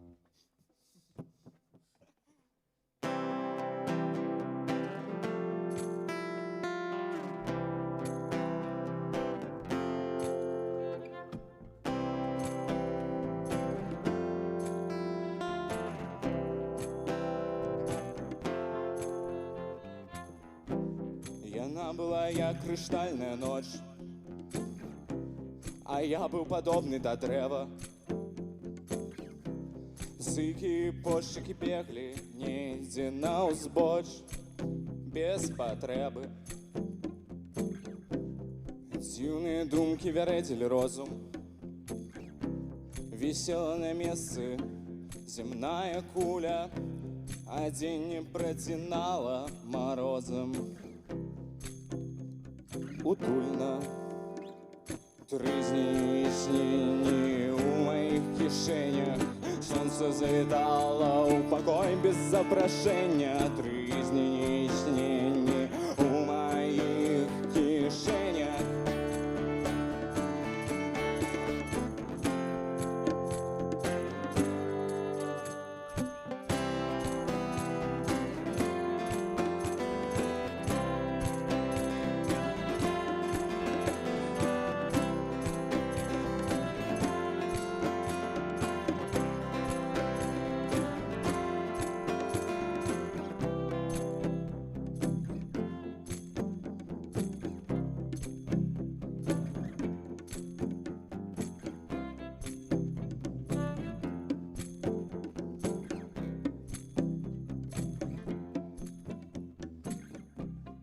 Апраметная прорва сяла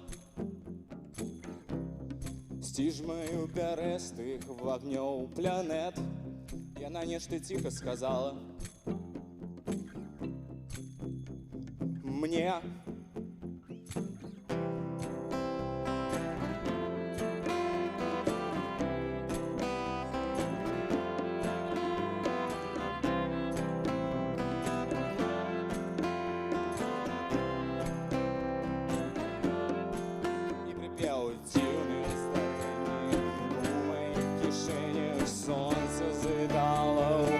Без запрошения трызни снени у моих кишенях.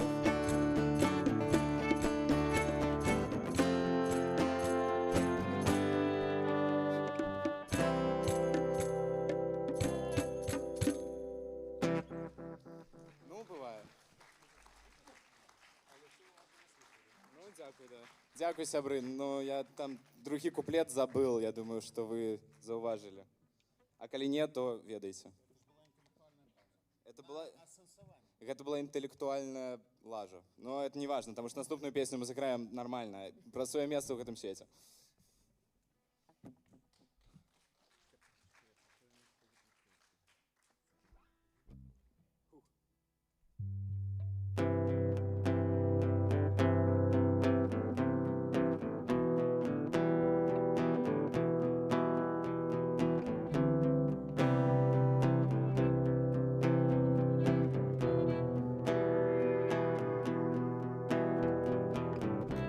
Свое место у гэтым свете я уже давно не задаю пытанняў. Мяне все задавальняе, по мне дык усё и так нормально. Час імкліва пролятае мимо, нібыта куля каля твару. Жыццё не абавязана быць адметным, жыццё не абяцала быць цікавым.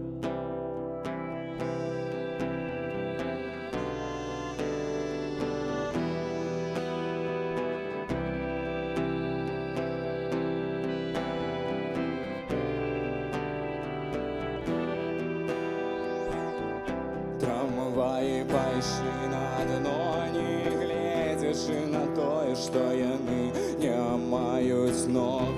І я пайшоў на дно таксама, каб паглядзець, што з імі сталася. Іх марачосы у маіх грозах паглядалі на мяне сур'ёзна. Я учора п'яны спаў, а сёння буду спаць цвярозы.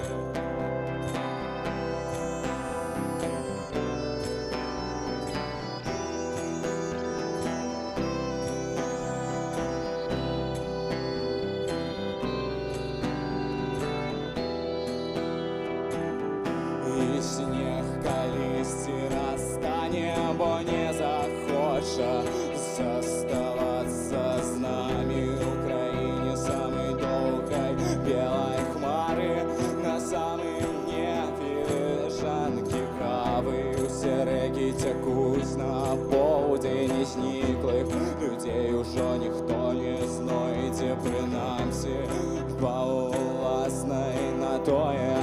усе, прынамсі па ўласнай на тое ахвоце.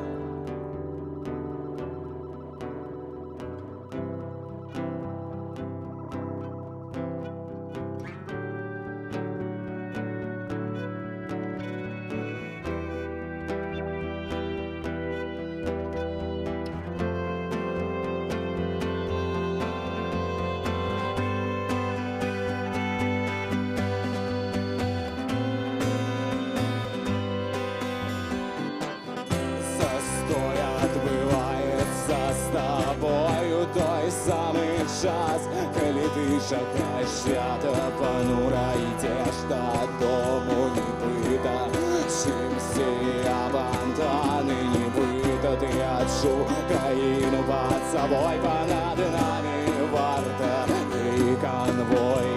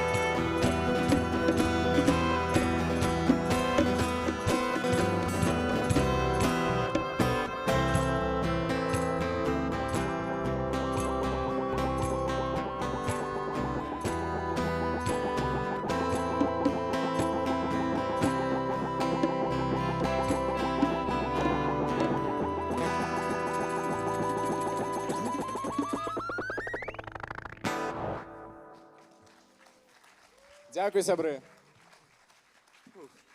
Зараз я праверю, ці не разладзілася так званая гітара.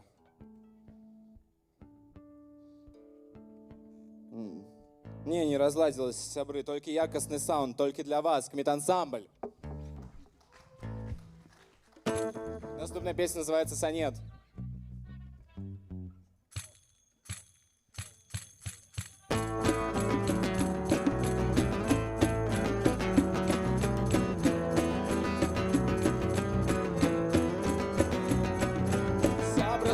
Постигнешь сенс свайго сыходу, станеш зором, слуп стаіць самотны, сочыць скручны сын, спявае стомлены стары, спявае стомлены стары.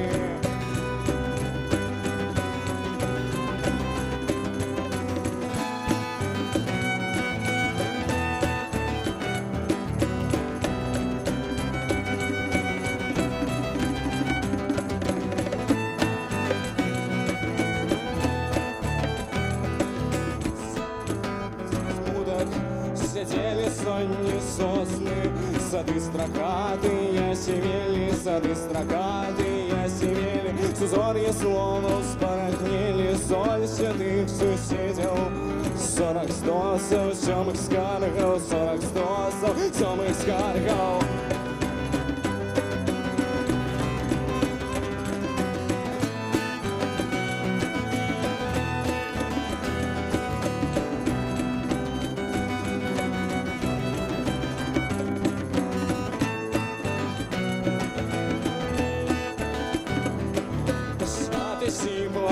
Собаки, синее святло, снег спекотный, студень свет, снег спекотный, студень свет, сонячное сердце, стиснулось зорек, сонячное сердце, сонячное сердце.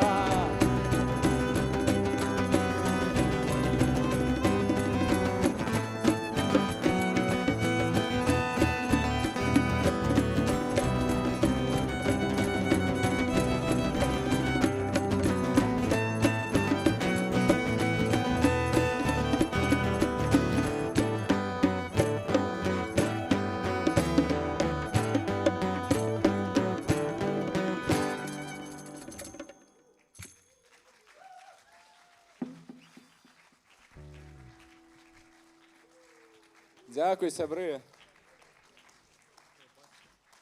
О, нарешті я вас хоч бачу. Такі ви класні. Пристойні люди собрались, пристойну музику слухати, ну нарешті. Не часто такое здарається. Добре, сябри, наступний номер називається «Проклятая хода». Дякую, я оценив.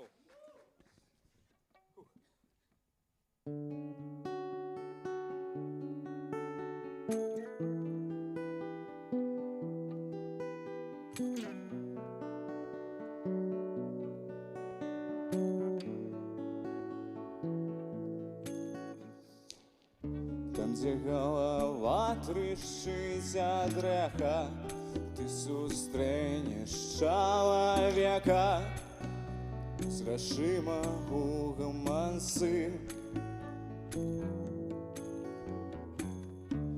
У зіходкіх сонца промнях твае зграбныя рамёны, як два памежныя капцы. Бутельки разбиваются об загляные муры, и пьяницы, что пятницы усе стоять с руками до горы. Твои отвольные руки и проклятая хода помер. Тени даются скрухи, взрывают дах, взрывают дах.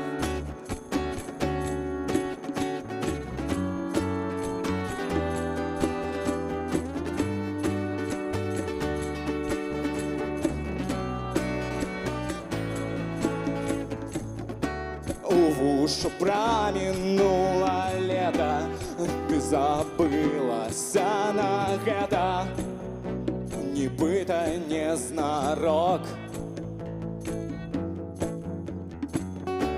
І твоё адлюстраванне у паўночным акіяне затлумляе клёк, затлумляе клёк, затлумляе клёк. Бутылки разбиваются об загляные муры, пьяницы, что пятницы усе стоять с руками до горы. Твои отвольные руки и проклятая хода помер. Тени даются скрухи, взрывают дах, взрывают дах.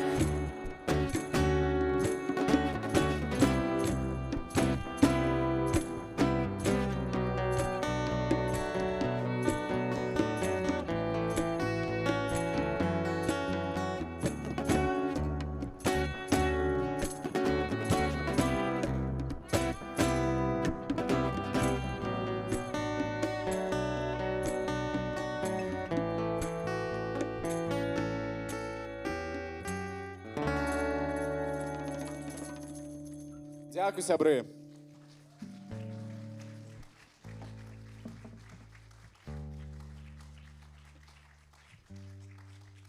Яшчэ один глыточек, з вашага дазвалення.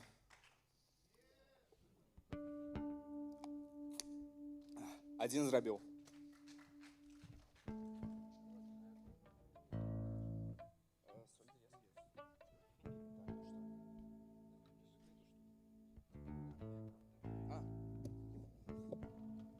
Итак, наступная песня, апошняя на сёння, называется «Крумкач». Спадзяюся, вам спадабаецца, по-моему, классная.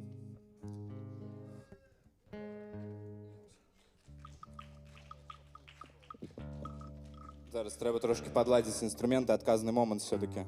Подтримайте, как ласка, Владимира Ленкевича этими плясками ладки.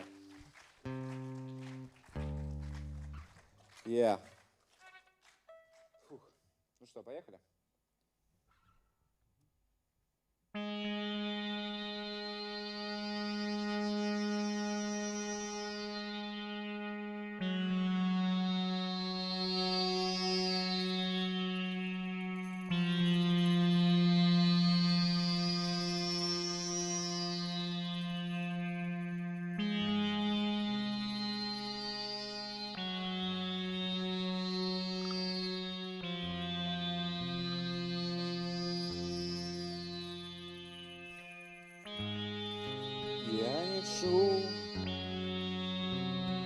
людской боль.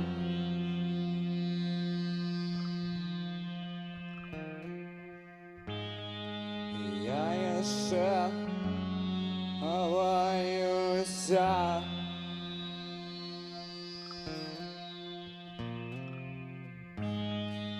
Я еще ховаюся.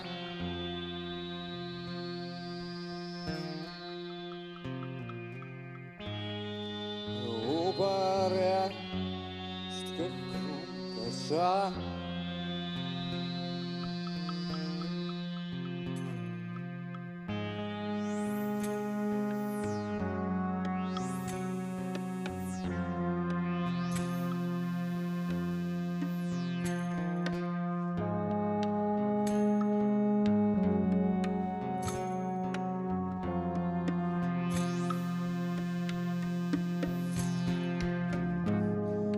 Не хотел робить паскудно.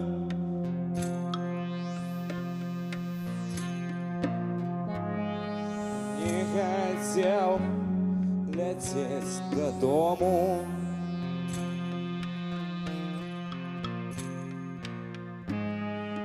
Дедок мне уратовал.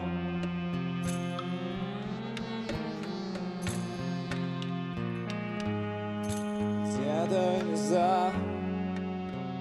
загубил.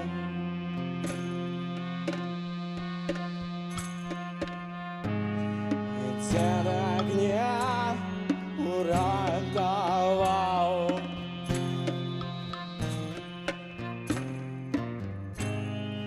Дедок загубил.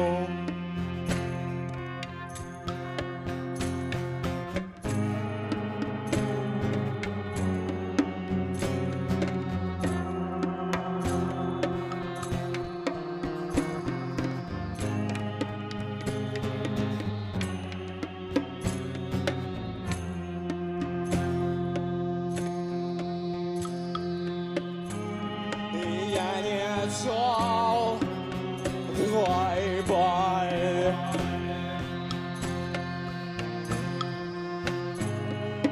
Я еще ховаюся.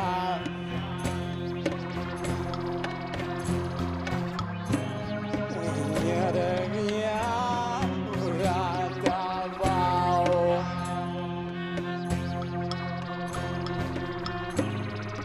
Дедок загубил.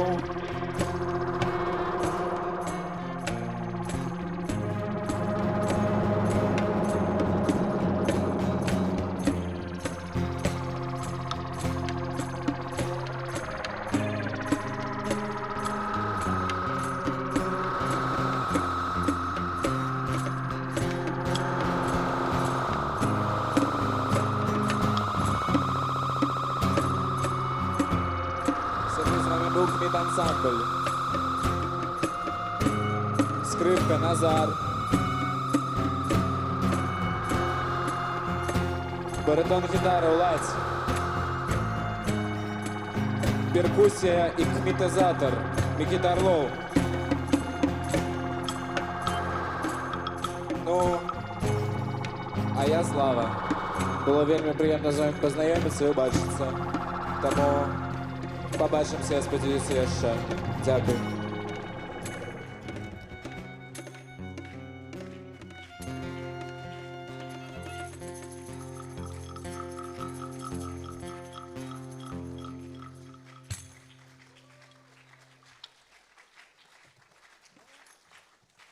Кмит-ансамбль. Бардовская осень. Бельський дом культури. Я ще чув міністр внутрішніх справ. Фонд Тутака. Ну, ми пішли вже. Що, я ще? Ну, потребують яще. Блін, цікаво, Я ми ще? абсолютно не підрихтували номер на такий випадок. Цікаво, як так сталося? Ну, тоді буде яще. Yes, ну ладно, ми зіграємо ще одну. Блін, нас нечто вельми легко говорить, так? Ну.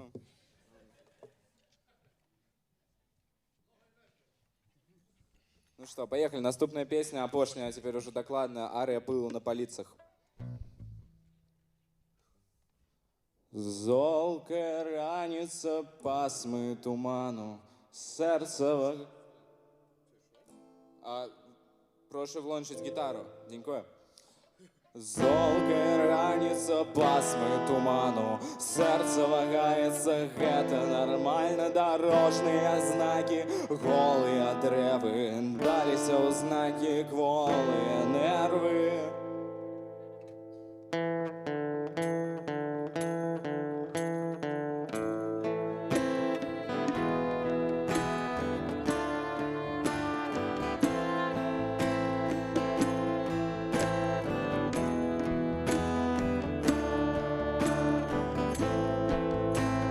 Існая чесні амаль без упынку, хороша ў весну і кепска ўсімку.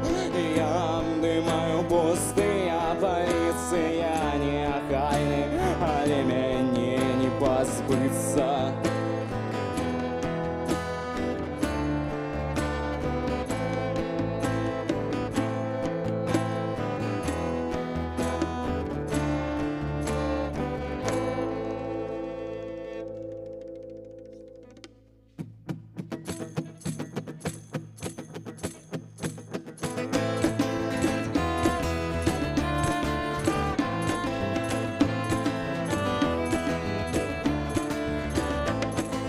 Вчора я лётал понад подлогою, мяне ніколі не будзе замнога. Я пыл, і Бог усё стварыў на мой капыл. Я пыл, я буду, я ёсць, я пыл. Я пыл, і Бог усё стварыў на мой капыл. Я пыл, я буду, я ёсць, я пыл. Я пыл, я буду, я ёсць, я пыл. Я пыл, я буду, я ёсць, я был, я был, я был, я был, я был, я был, я был, я был, я был, я был, я был, я был, я был, я был, я был, я был, я был.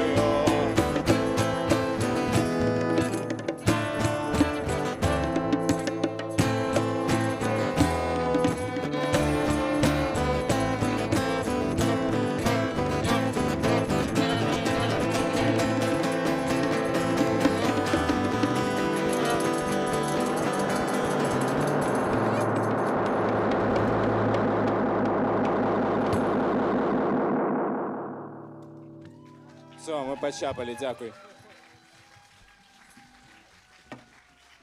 Кмит ансамбль!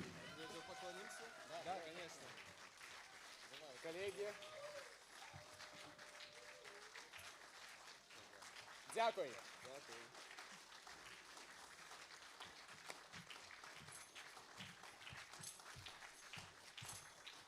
Дзякую вялікі музыкам, дзякую вялікі ўсім арганізатарам, партнёрам. Дзякую вялікі вам, шаноўная публіка. Нагадаю, што там недзе ў фае, можа, вас хіба чакае Віталь. Калі ён паспеў сысці, ён быў яшчэ тут. Да новых сустрэч, да новай бардаўскай восені праз год. Жыве бардаўская восень, жыве беларуская культура, жыве Беларусь! Пакуль!